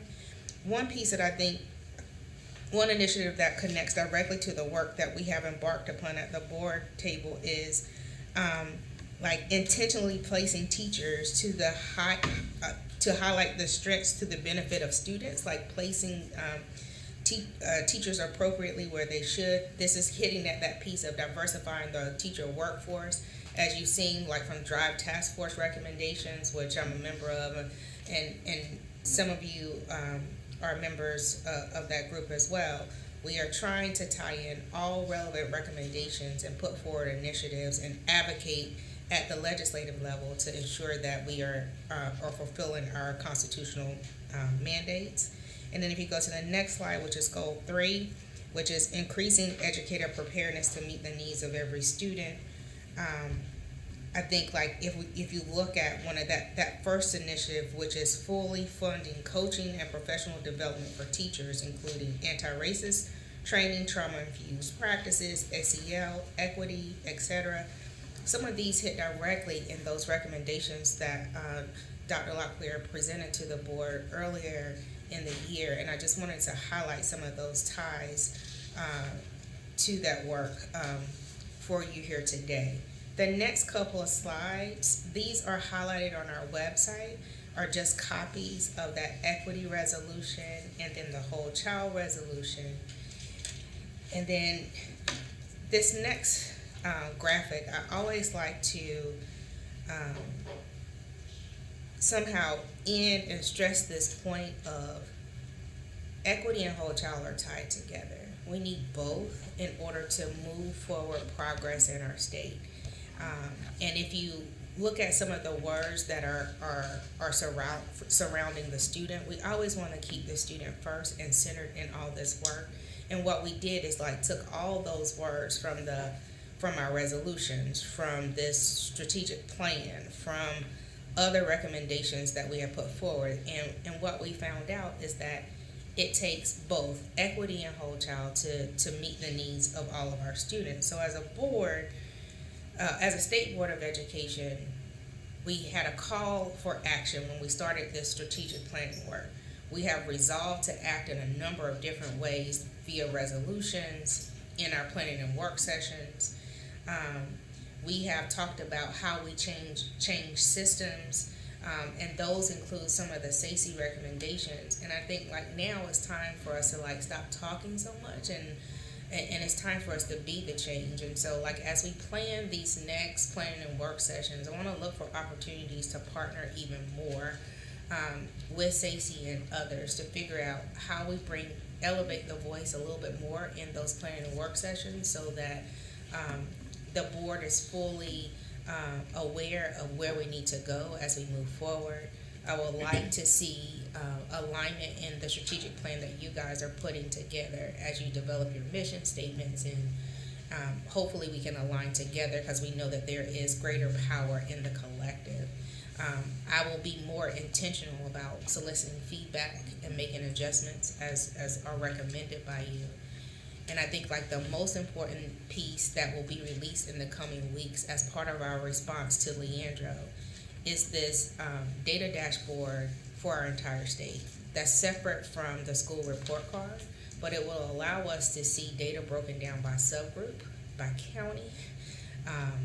You can do comparisons between the two in one place, but it will track these measures and track our progress through 2025. So I appreciate the opportunity to engage with you today. I appreciate the opportunity for you to allow me to elevate the work of the board, and it was great to hear in the back the correct pronunciation of Robertson County, because I am born and bred Robertson County, and we know how that word is often mispronounced, and it gets me a little irritated. But are there questions that you have for me this morning? I know I talked a little fast. I didn't want to run over time too much, given we were a little bit behind time, but I am always available. I try to be responsive. What questions do you have for me today? I don't really have a question. I kind of have a comment. As you talked about your equity resolution and diversifying the workforce, I do want to reiterate and elevate our recommendation number 1, which is to have representation and movement on that and have an American Indian representative. So I do appreciate you for recognizing that, and I think the entire board would appreciate moving forward with that American Indian representation. Yes, ma'am. I will make sure I stay on it. Thank you. Thank you so much. Thank you for your time.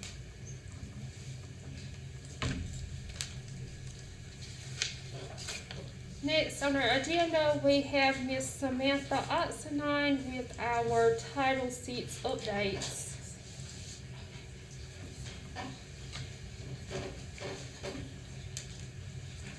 Good morning. I think I will help make up a little bit of time. I won't be long. First and foremost, Mr. Rodney Jackson sends his regards, his apologies for not being able to make it. He was scheduled to attend the conference today. So I have the honor, so thank you. First and foremost on our agenda or our notes today is that the 506 form is now a PDF fillable form. Of course, no changes can be made to the form because it is a federal document.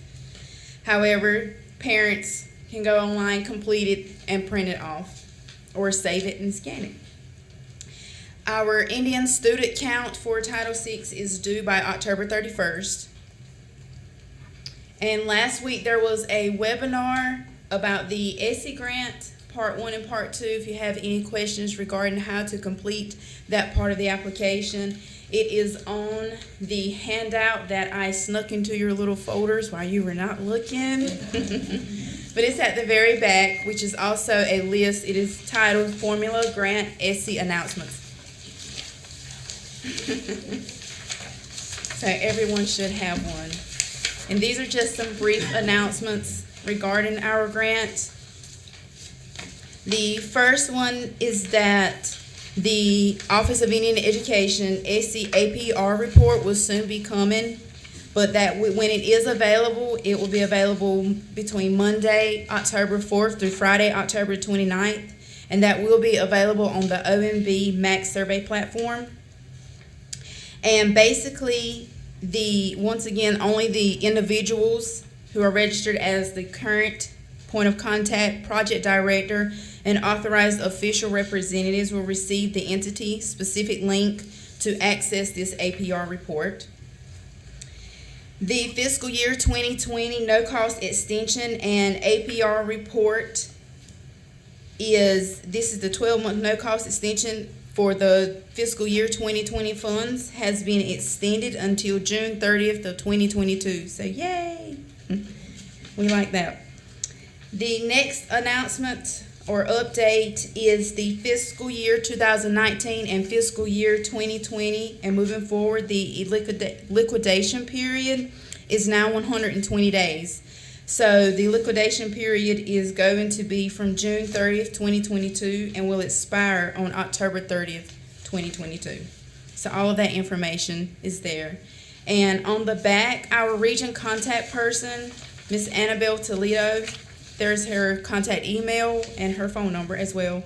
And the Essie Grant website with the Part 1 and Part 2 webinar that was showcased last week. Are there any questions or comments?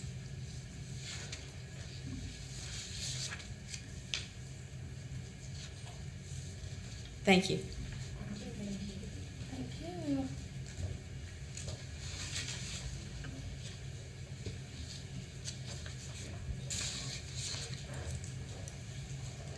Alright, so Dr. Catherine Edmonds could not be with us today, so, I think lunch, is lunch here? I think lunch is here, so we're gonna,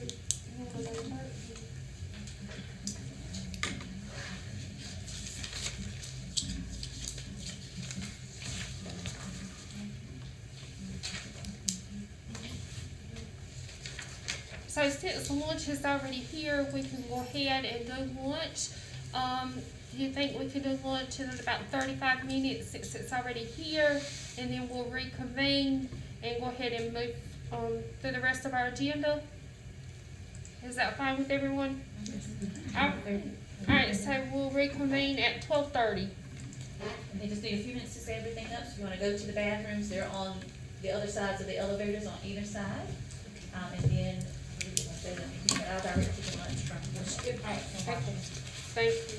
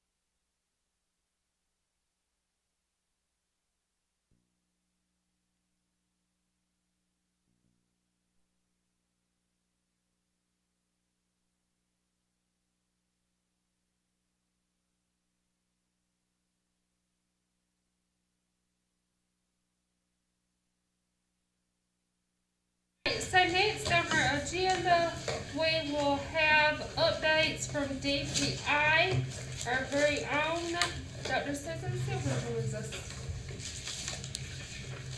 Good afternoon, Madam Chair and council members. I want to start by introducing myself for our new members. My name is Dr. Susan Silver. I work for the Department of Public Instruction.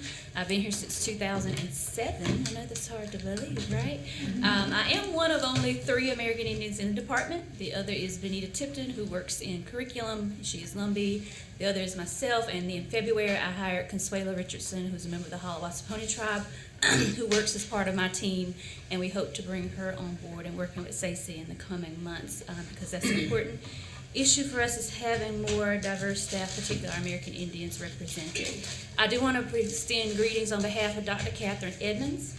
She was unable to be here today. She had a scheduling conflict, but has promised to schedule time with Madam Chair to discuss issues, as she is currently in charge of the Office of Educational Equity, and she will be transitioning to being over the Leandro case, I'm going to call it, that was referred to earlier. So I'll just give a little bit of context about Leandro for those who may not be familiar.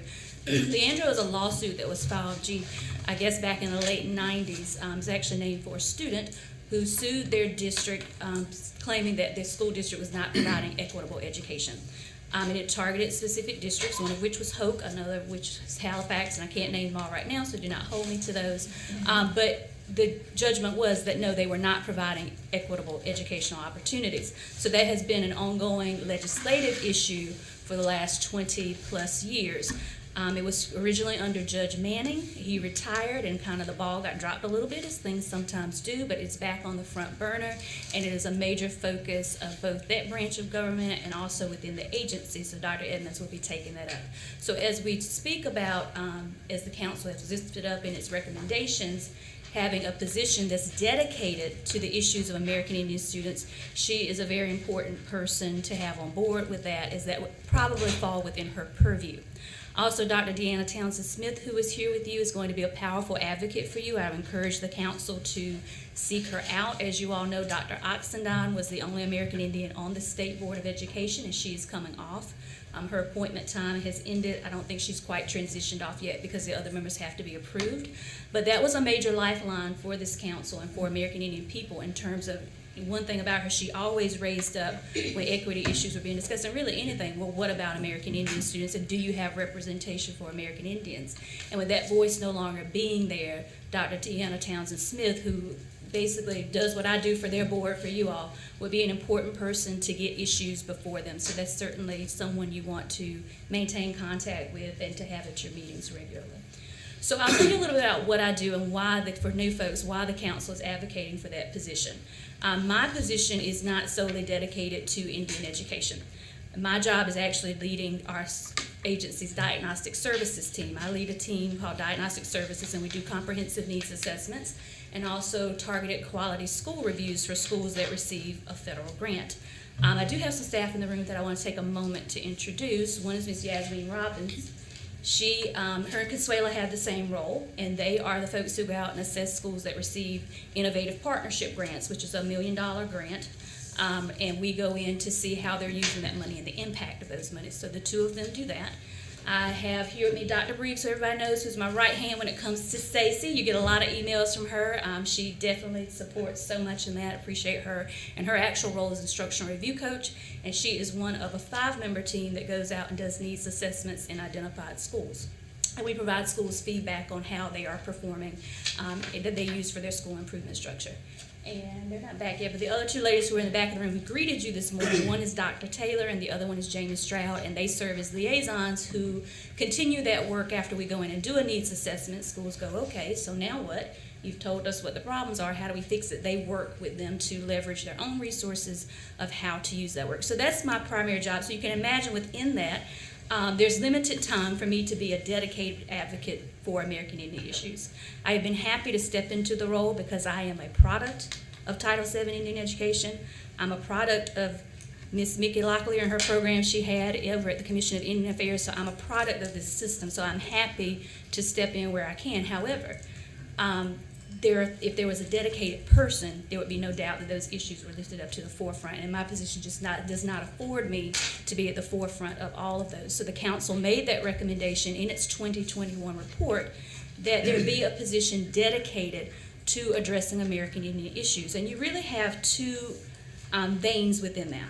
So you have Title VII Indian Education, which is a formal federal program to which dollars are allotted, that there isn't an official stop through here at the agency to speak to that. I spoke to that earlier. And then you have the issue of student achievement of American Indian students in general, which is really the charge of this council. So there's this council that looks at the achievement of American Indians in general, and your role is to advocate for, here are ideas that we think could help support that. And then there's Title VI Indian Education, which is a very specific programmatic piece, and they need support too. And there's not that specific support there right now within the agency. And as you know, anything that has grants attached to it, you have to know that. And that's just not within my wheelhouse. To advocate for American Indian students and to know the data, absolutely. So that is the piece that the council has chosen to advocate for. So that's just a little bit about how those two branches run, because I think sometimes people see SACE, American Indian Education, and they automatically think Title VI. The two aren't necessarily always joined together. Your role is not solely to speak to the Indian education programs, it's to speak about the state of American Indian education, the performance of American Indian education students in general, right? Does that make sense? Okay, so the next piece I want to talk to is the data that was just released. The state board approved the 2020-21 data, but you may have noticed that there was also a stipulation put out by the legislators that is not to be used to make designations about performance. So as you know, letter grades are released, and I have a list of districts and schools that I support based on their performance status, low performing districts and schools. So that data is there, and I will try to have somebody from accountability come and review that data with you at the next meeting, but that data is not being used to get designations of schools, so to give them a rating or to say you're low performing or not, just because the data, as you all know, is just kind of 2020-21 was an odd year. So the data is there, but it's also odd data, right? It's not within a normal context. So that data is available. The other thing I would like to show you all for new members, Kelly's going to navigate to our website quickly, and caveat, it needs to be updated. So for example, our new members aren't there yet, but we do want to show you that SACE does have a dedicated website. It can be challenging to get it updated. Yep. That's okay. While she's doing that, I will speak to the recommendations. So those of you who just took the oath, you noticed that part of that was to help develop SACE's annual report. All the pictures you see up there at the front are the beautiful covers that have been produced over the last several years. I'd just like to note that the covers are beautiful, but the data within is not. We have work to do. And I love a beautiful cover, and people to go, oh, that's so nice, but I'm like, look at what's within that report. Our gaps remain. We make gains in some areas, but as a whole, much work to be done for our American Indian students. And so I would encourage this council to think deeply about your goal. Your role is to be a council to the State Board of Education. They don't know American Indian communities.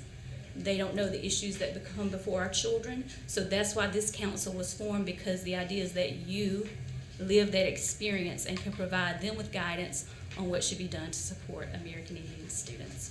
So here's the website. There you'll see mission and vision. There's information on Essa, the Every Student Succeeds Act. That's important. That's where Title VII is specifically spoken to, and where information about how American Indians are to be supported is in there. You have information on the education formula grants, and there's a link later on on the website that shows the Indian education directors. That is tough because directors and coordinators are two different things. We try to track both. We've traditionally just reported directors, but that is not always an American Indian person, because the director is typically the person that's at the superintendent's table, which is the person you want knowing about these issues. But the coordinator is the one that does the work. So you got those, you're trying to be of two minds at the same time. You want the person who has access to power, but you also need the person who is doing the legwork. So it can be a challenge aligning those two things and making sure that everybody gets the same information. All the reports are there going back to 2017. The rest are archived and could be searched for, but all of them are listed there should you need those for some purpose. And it is a role of the council to go back and share the annual report with their individual communities wherever they might be. What else is in there, Kelly? Okay. This just has the functions of the council and the members, which needs to be updated. Sorry, new folks, you all are not on there yet. Okay, so that is there, and we try to update about annually, but just like everybody else, we have a lot of turnover. And so every time there's turnover, you have to figure out the new process. Right now, I'm going to turn it over to Kelly for new people who have joined the team. Stacey, a few years ago, embarked on an endeavor to create virtual models that teachers could go into to learn more about American Indians. One challenge that was found is that there are a lot of folks hired in North Carolina who are not from here, or who are from here and don't live near American Indian people. So they have no idea that there are any American Indians in the state, much less all the tribes that we have here. So the goal of the council at that time was to do just a bare bones review of here's how many tribes are in North Carolina. Here's what it means to be a culturally responsive teacher to American Indian students. So at that time, Ms. Dr. Susan Faircloth led a lot of that work. And she worked with, I'm drawing a blank on the other name, Ms. Crow can probably help me, the other one who did a lot of work on the module. Carol Stewart. Yep, Carol Stewart, and put together these modules, and then we just kind of put it in the Moodle form, I don't know what it is, what platform it uses. The key with this is that if you are not an educator, you can't access it. But Kelly's going to show you what that looks like for our new members, and then she'll give an update because we can see how many people are accessing it. So Kelly, you can bring the mic down. Okay. All right, there we go. So, so like Dr. Silver said, you do have to be an educator and have a PowerSchool login. And so you log in through Homebase, and you go into the NC Educator Effectiveness System, and you go under Professional Development. I'm sorry, I got to take this one. I apologize. And it is called Culturally Responsive Teaching. If you just search that, it will pop up. And so it is a self-paced course. And like Dr. Silver said, it is a course that was developed by Stacey. And we actually now have access to it. We just got it this past year to actually update and take care of any things that we want to maybe either add or take away, especially some of the live links that are in there, because there's a lot of resources in each of the different modules. So when you have already sort of logged into it and finished the course, you always have access to the information, and so that's sort of why I'm going in this way, because it says I'm finished, but I can still get back to the information itself. And so when you get into the course, let me go into course detail.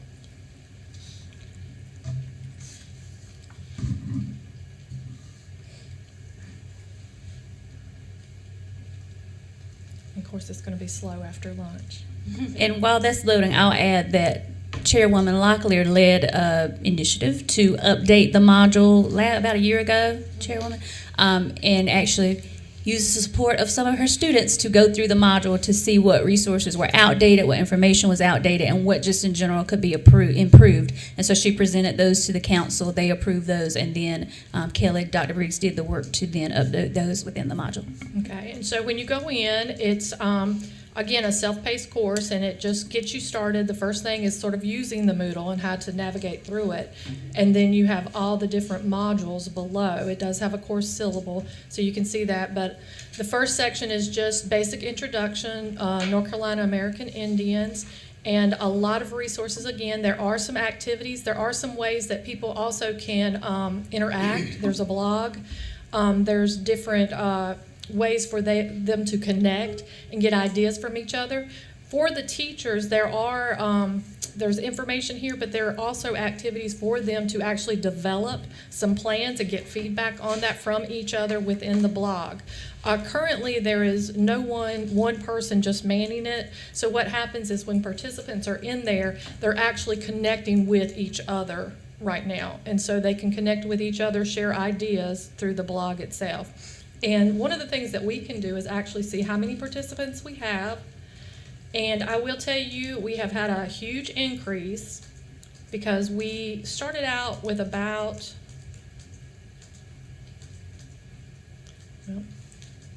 we started out with about 100 participants, and it has actually gone up to about 800 now. We have about 800 participants, and it's not going, sorry. So we've had a lot more people come into the course, complete the course, and they're utilizing it. It also shows usage, and for some reason I cannot get to it right now. You'll just have to trust me that there is about 800 participants, because I looked at it last night. Maybe it is the course blog. And while she's doing that, I'd just like to add that Dr. Connie Locklear she led a professional development in the Robertson County area, and part of that professional development was that the teachers would complete this module, and then that would impact their instructional framework. So if your district is doing any type of professional development, I would certainly encourage your district to use these modules. Yeah, and here are the participants. So like when you go in too, you may recognize some folks that you want to connect with. And like I said, there is a blog attached to the different modules that as they're completing activities, they can interact with and share information that way.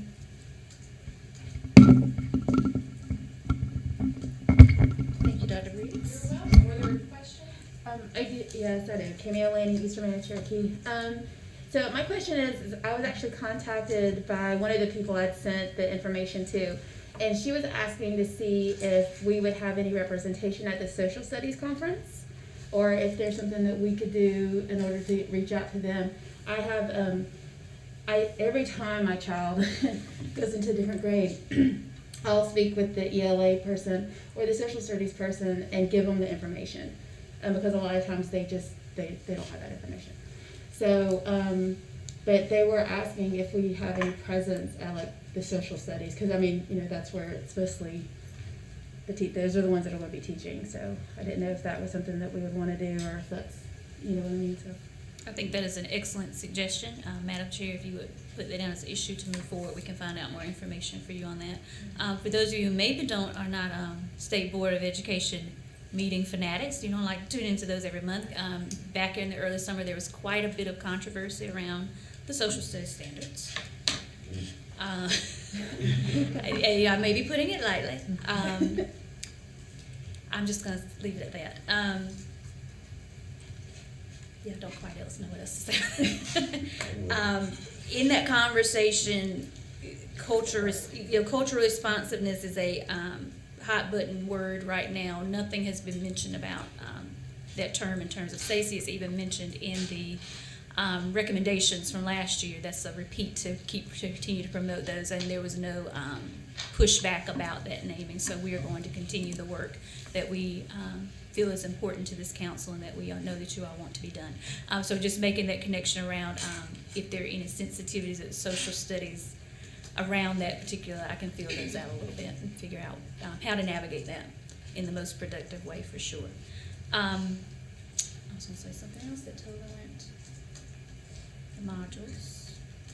I can't remember. But the work continues on the module. We'll set up a process where every other year we go in to evaluate those to make sure that the information is still current. There are a lot of links in there. Sometimes links just go bad. Mm-hmm. So we try to have one person on the council who leads that work to then have a subcommittee who goes through, and then we take all those recommendations and put them in at the direction of the council always.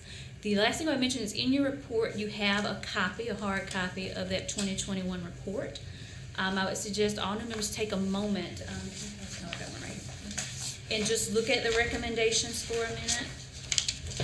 And I just remembered what I was going to say about the module, so we'll get there first. So the recommendations are on page 7.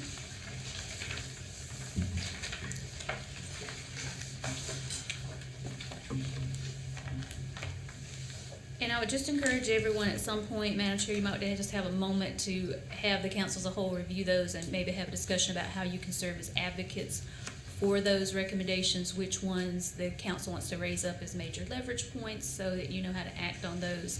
What I was going to say about the modules is that it is there, but there are lots of resources within there. So part of the work as council members is to advocate for that if you're in school districts or you work with the tribal council that again can influence school districts or with an organization, that they leverage that to make districts aware of this module.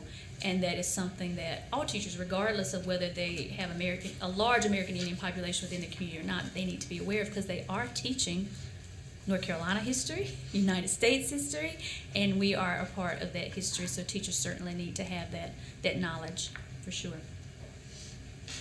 Any other questions that we can answer? I'm trying to think what else in your packet. In your packet, you have a copy of the bylaws there. You also have a copy of the SACE roster. Within the agenda, I went ahead and uploaded an updated one.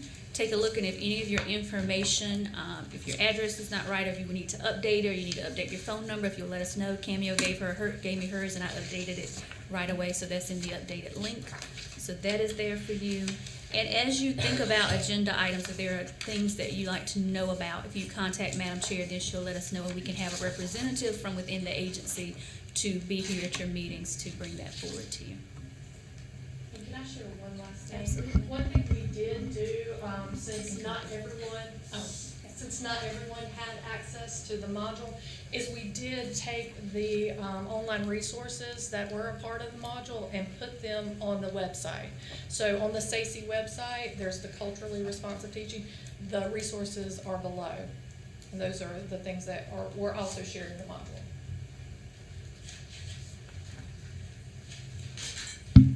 And I think that's all the HAPs from DPI. We continue to work under Superintendent Truitt as we go through organizational shifts, but none of that impacts this work at this point. If there are changes that impact the work, I will certainly keep you updated. Thank you. Are there any questions for Dr. Burnett? Thank you. And I'll just stay nearby for the introduction of the mascot. Okay. The next on our agenda is our mascot guidelines. Just a little background on that. The State Board of Education is looking at SACE to provide some input on how to address mascots in North Carolina. Dr. Leslie Locklear did serve as ADCOC to offer her research to support a resolution that we have. Mr. Frank Cooper is here today. Dr. Leslie Locklear sends her apologies. She could not be here today, but she has offered her research, and we do have a plan to move forward. And Mr. Frank and Dr. Susan Silver are going to present that for us today. And while Mr. Cooper's coming, I'll just provide a little bit more context in addition to what Chairwoman Locklear shared. So a resolution, an original resolution went out way back in, help me with the date, Dr. Locklear, early 2000s, okay? We were all young and beautiful and didn't have bad knees. A resolution went out, a joint resolution from the Commission of Indian Affairs and from the council at that time, saying do away with American Indian mascots, in short. There were a lot of other pieces to that which are in this document that we're showing, but that's the resolution that was put out.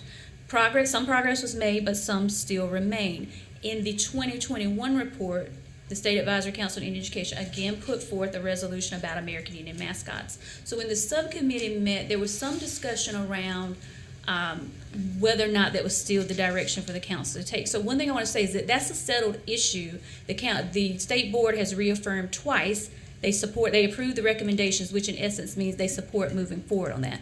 So what you never want to do is concede ground. So you want to move forward with that, since that's something they've already agreed to. So you don't want to concede ground and go, well, maybe it's okay, because you've gotten them to agree to that position. So the position that they have agreed to is, yes, American Indian mascots need to be done away with. What they asked about was for some guidance on what that means, because you have the actual visual representation of mascots, and then you have just names. So there's lots of gray areas.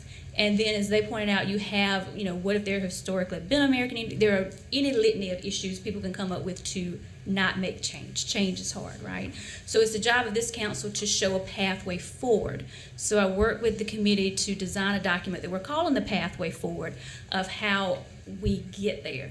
And we acknowledge the gains that have been made. Some districts certainly made that change early on. There are just some that persist, and that has popped up. I know Dr. Otzendown's gotten a lot of, because she's the American Indian on the school board, they look to her for their guidance. There was one district in particular that I can't recall right now, where there was a lot of advocacy around changing their mascot. So we ended up back with this issue. So they've done some work. I'm going to let Mr. Cooper start, and then I'll jump in where needed, Mr. Cooper, and we'll go from there. Good afternoon. I was the chairperson on this subcommittee with Dr. Locklear, but to her credit, Dr. Locklear has done the research to support the resolution that was put forward before. And we're just going to kind of go through this document, and if there's anything that if you have any questions, if I can answer, I'll try. If not, Dr. Silver can help. The outline on the front page, it says original resolution. It's basically telling you what was put forward to begin with. And my understanding is we just said, okay, stop American Indian mascots. But we needed something to support that and some guidance. And why do we not want American Indian mascots, and what is the result of having American Indian mascots? So if you look at number 2, it says 2021 recommendations in current status. So it updates you that, just like Dr. Silver just said, that they reaffirmed that they support us, but we still have folks who want to know exactly why do we not want American Indian mascots. Then you have the summary research, pathway forward, common questions asked about eliminating American Indian mascots, a pathway forward, questions to ask about eliminating mascots, and a pathway, things to consider. The first page, resolution in support of eliminating American Indian mascot descriptions, naming mascots, logos, sports teams, nicknames for North Carolina Public Schools. The state advisory, we know our stance. We do not want American Indian mascots. Many of them are derogatory and demeaning and directly psychologically affect their students and their educational experience. And if you look at the bullets, the North Carolina SASE also reaffirms its belief, as outlined in resolution, that, and if you look at the bullets, now there's 19,000 American Indian students, and all students in North Carolina public schools have the right to be treated with respect and dignity, and to be free from demeaning stereotypes. Now, the problem is, this is my personal opinion here, the problem in that is folks have different interpretations of what a stereotype is, so you have to explain that to them, and how that is a stereotype, and how it affects other people. Without getting too far off, folks don't recognize what a stereotype is unless it directly affects them, in most cases, or many cases. It is a strategic priority that North Carolina's public schools provide a welcoming, caring, and conducive atmosphere for learning for American Indian students. And it is a strategic priority of the State Board of Education to have American Indian students achieve high performance in schools. It is a strategic priority of the State Board of Education to have teachers and counselors who practice effective strategies for maintaining high levels of self-esteem among American Indian students, thereby decreasing failure and dropout rates. It is a strategic priority of the State Board of Education to have teachers, administrators, and staff who are culturally aware and who are aware of the social and logistic differences of American Indian students. The National Indian Education Association, the Society of Indian Psychologists, the U.S. Commission of Civil Rights, the North Carolina Commission of Indian Affairs, and over 100 other national organizations and school systems have endorsed elimination of Indian sports mascots. And finally, the last bullet, the membership of the State Advisory Council on Indian Education consider the use of American Indian descriptions naming mascots, logos, and sports teams, nicknames, as offensive, demeaning, and disrespectful to American Indians, their culture, and their heritage. Now, what Dr. Locklear has done is she went in and she provided academic research to support many of these issues, if not all of these issues. And if you look at page 2, recommendation, urge all public school administrators and boards of education to review and implement local policies related to the selection of athletic mascots, and to educate all school personnel on the long-term damaging effects to the students when inappropriate images and messages dishonor American Indian culture. Summary of research, if you want to scroll down. Now, I'm not going to read this word for word. If you want to go down to the summary of research, it's provided. So what Dr. Locklear solely just about done herself is support the reason why this is. And this is what we needed to do, because the resolution basically, okay, we don't want this, it's hurting our people and that's it. And people are like, okay, how or why? And this is the answer to that. You go on to it's page 3. For minutes, she cites various scholars, Freiberg, and there's various ones, Delano, and given what effects these mascots do have on American Indian students. I've had people ask me before personally, why do Native Americans have such a high dropout rate? Most of the time, the highest. And then when you give them this, you have to provide sources, in which that's what Dr. Locklear has done here. A pathway forward, questions to ask about eliminating American Indian mascots. What does the research say about the impact of American Indian mascots, both on American Indians and non-American Indian students? So it doesn't just affect our students, it affects all students. And that's very critical and important to make people understand. And then she lists a list of bullets here with sources to support that statement. What do school leaders who have been through the process say about eliminating American mascots?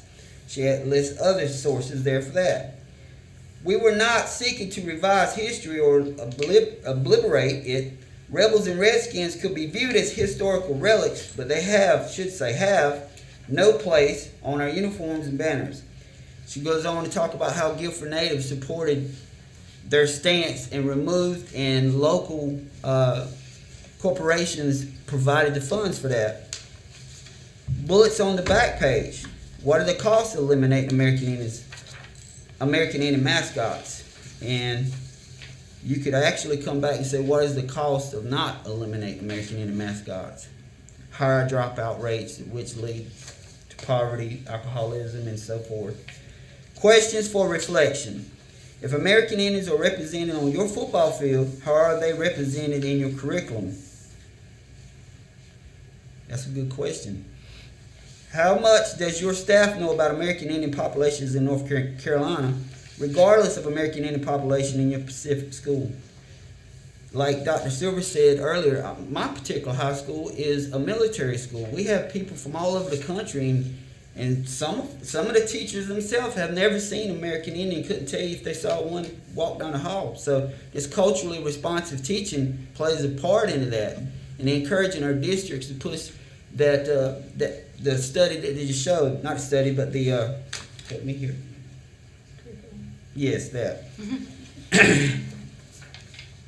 A pathway forward to consider. The U.S. Department of Education White House Initiative and American Indian and Alaska Native Education provides More the Mascots, a resource guide for ensure Native youth experience safe and welcoming school environments, which provides insight into beginning the journey to changing American Indian mascots. So basically, this document provides sources to support what we have said in the resolution that the state board has already reaffirmed that they support.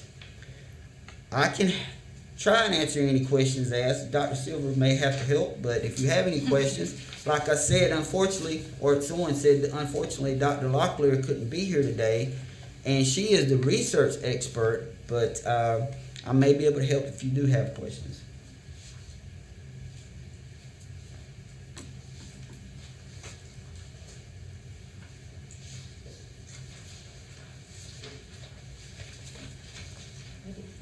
I have a question.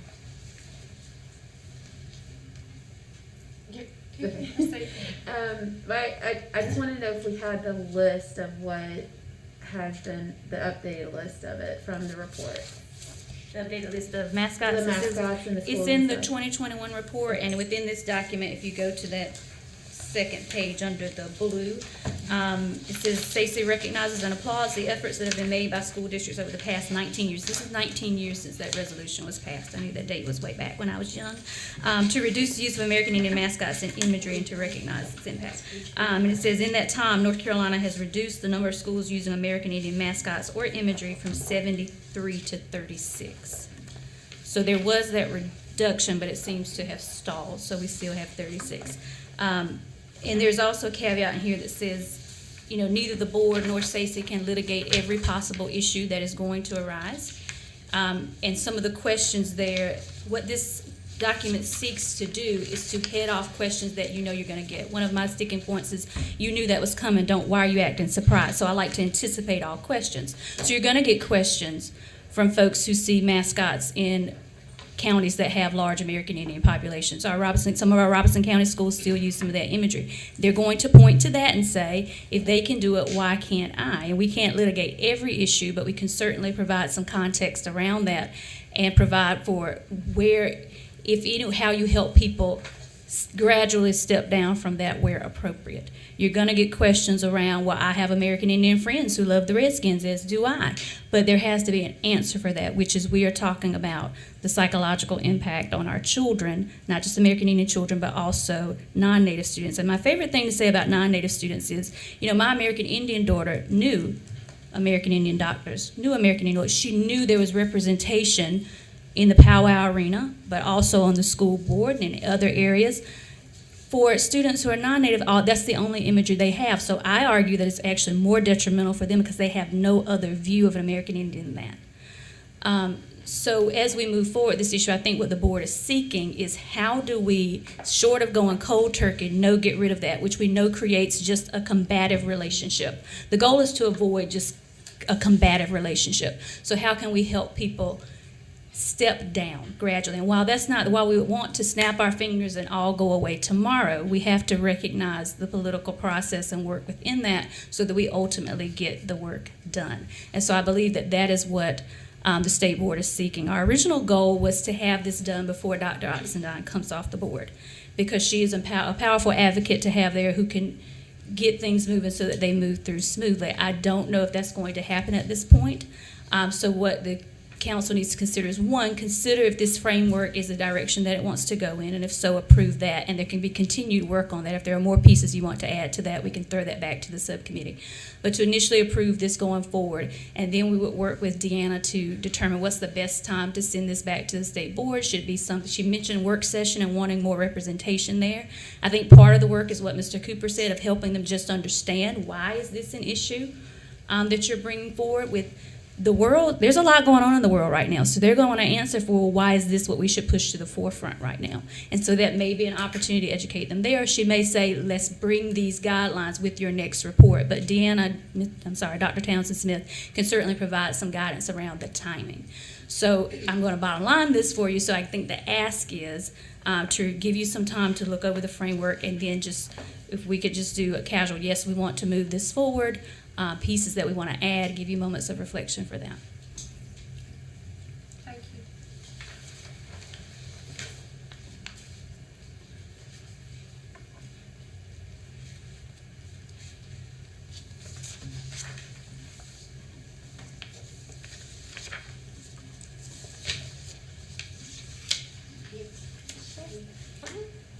This is kind of an outside perspective since I'm new to the committee.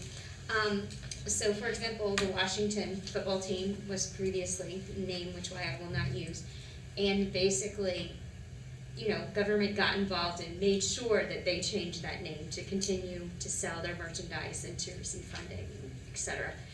Has anything been looked at as far as within the state of North Carolina for schools that continue to use the name, get lack of funding, get reduced funding? Because it seems like it's being presented in a positive way, kind of dangling a carrot. Let's look at the bigger perspective here, that this is very detrimental to Native American children, and it puts a negative limelight on them within our society. But maybe if there's something that directly impacts those schools that continue to use those mascots or names, that it could impede them from. Yeah, so I can speak to that. The board historically is very adverse to any form of hand slapping. That's just not how it chooses to operate. I mean, even in terms of low performance, there's a statute saying that the state can take over schools if they're low performance, so long they are reluctant to use even that recourse. So they are very reluctant to do that. The goal is to provide guidelines, to provide guidance, to provide support, which I believe is where this document is coming from. So would I foresee that happening based on historical knowledge of the board, and certainly this current membership of the board? I would not see that as an option.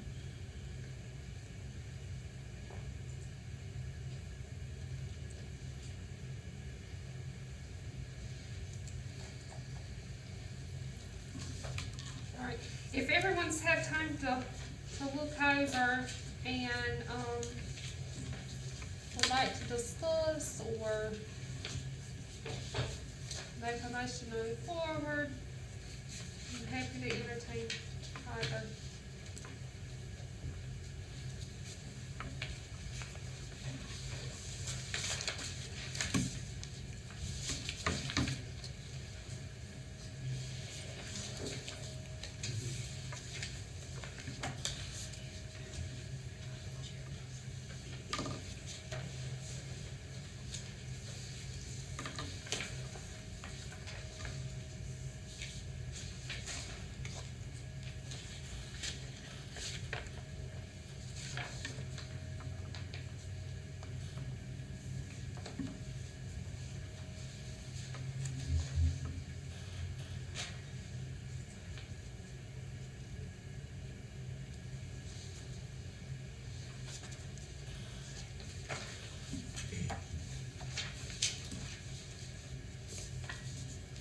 Excuse me, Dr. Locklear. Yes. So we need a motion to go forward or either not go forward with the removal of mascot names. That's what we need, right? No, so we need, a motion to move forward with these guidelines. With the guidelines, that's what I So mean. if these are approved, then these will be presented to the State Board of Education to give them some guidance, about moving forward as it relates to American Indian mascots.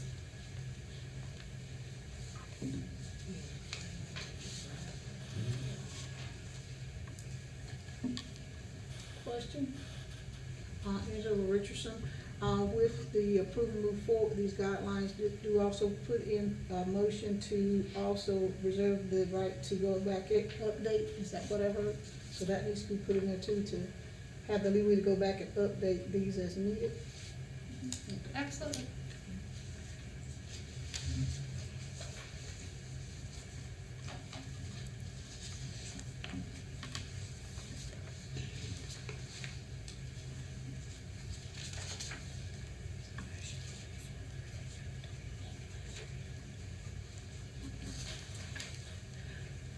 Dr. Locklear, I'd like to motion that we accept the recommendations for the guidelines on mascots and also reserve the right to come back and make adjustments as needed.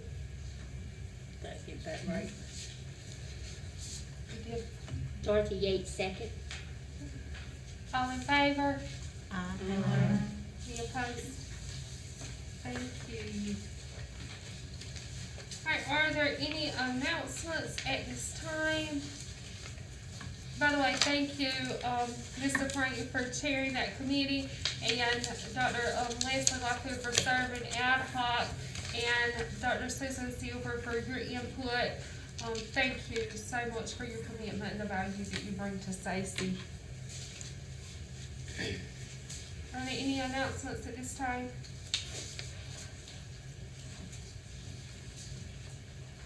Chairman Locklear, I don't have an announcement, but I have an ask, because we didn't do this earlier, we do have new members. Would it be appropriate to go around and have everybody introduce themselves, what area they're from, just because it's our first time being in the room together? Absolutely. Thank you. Sure, I'd love that.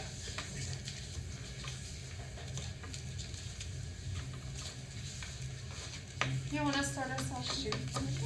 Hello, everyone. My name is Amanda Broussard, and I'm an enrolled member of the Lumbee Tribe of North Carolina. I have 2 children in North Carolina Public Schools. I have a 9th grade daughter who is at East Chapelville High, and 11th grade son who is at North Carolina School of Science and Math. It's my first meeting. Very glad to be here, and I look forward to serving with all of you. I'm sorry, I didn't know what you were doing. My name's Camille Lanning. I'm the parent representative for the Eastern Band of Cherokee Indians.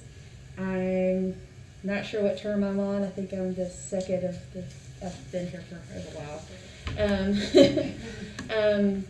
I'm excited to see some of the work that we've done in the past, like the modules and everything that has moved forward and the place that it's at now.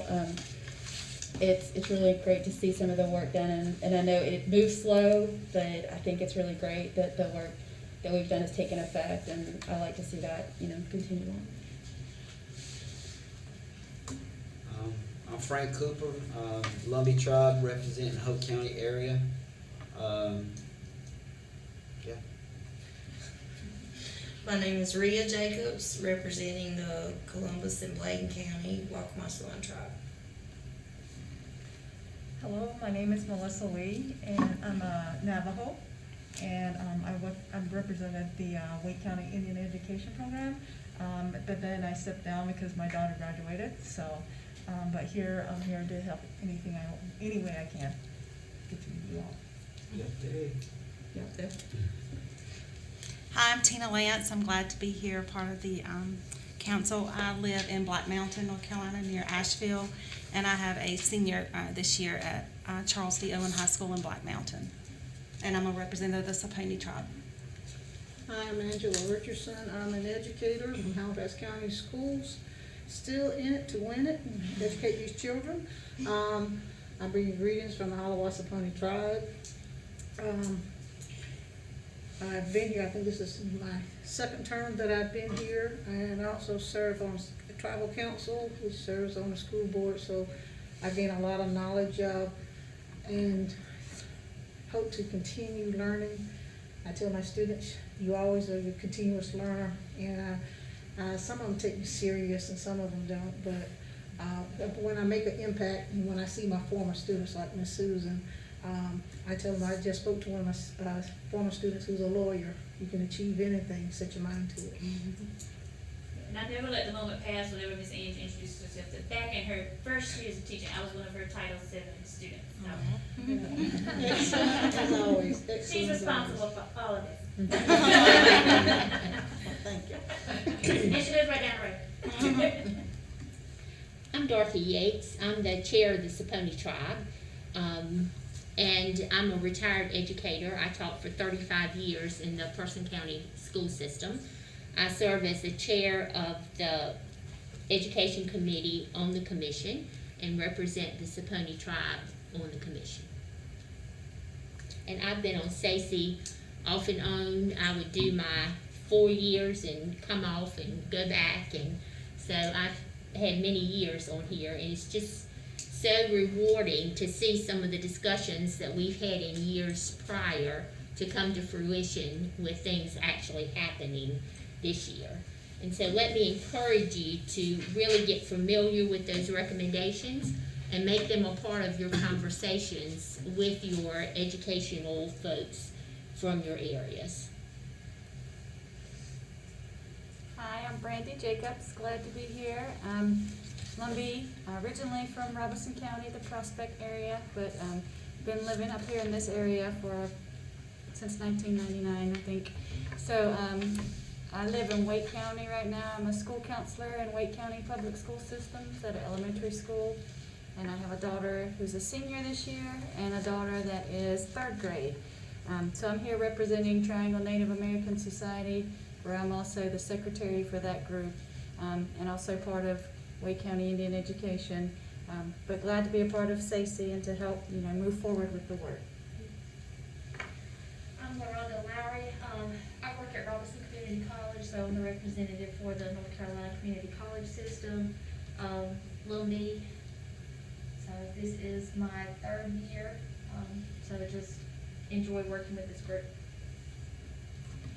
And I am Tiffany Locklear. I work at the University of North Carolina at Pembroke, and so I'm the higher ed representative. And I have a 4-year-old, so I'm excited about serving. This is my 2nd term. Thank you all for joining us. Thank you all for your commitment and value that you bring for SACE. Please, as we continue this work, I do ask that you're active in this work to move this work forward, because we are the advocates. So I do highly encourage you to remain engaged and to be active as we move forward with initiatives. And you have a travel form that was given to you. If you could just fill it out and leave that with us. If you have a parking receipt, if you want, you can either mail it back, or if you want me to wait in the lobby and you circle around and give it to me in hand, I can do that. Just let me know your preference. All right, any other announcements, questions, or comments? All Do we have a motion to adjourn? Angela Richardson, move to adjourn. I, Melissa Lee, second that. All in favor say aye. Aye. Any opposed? The meeting adjourned.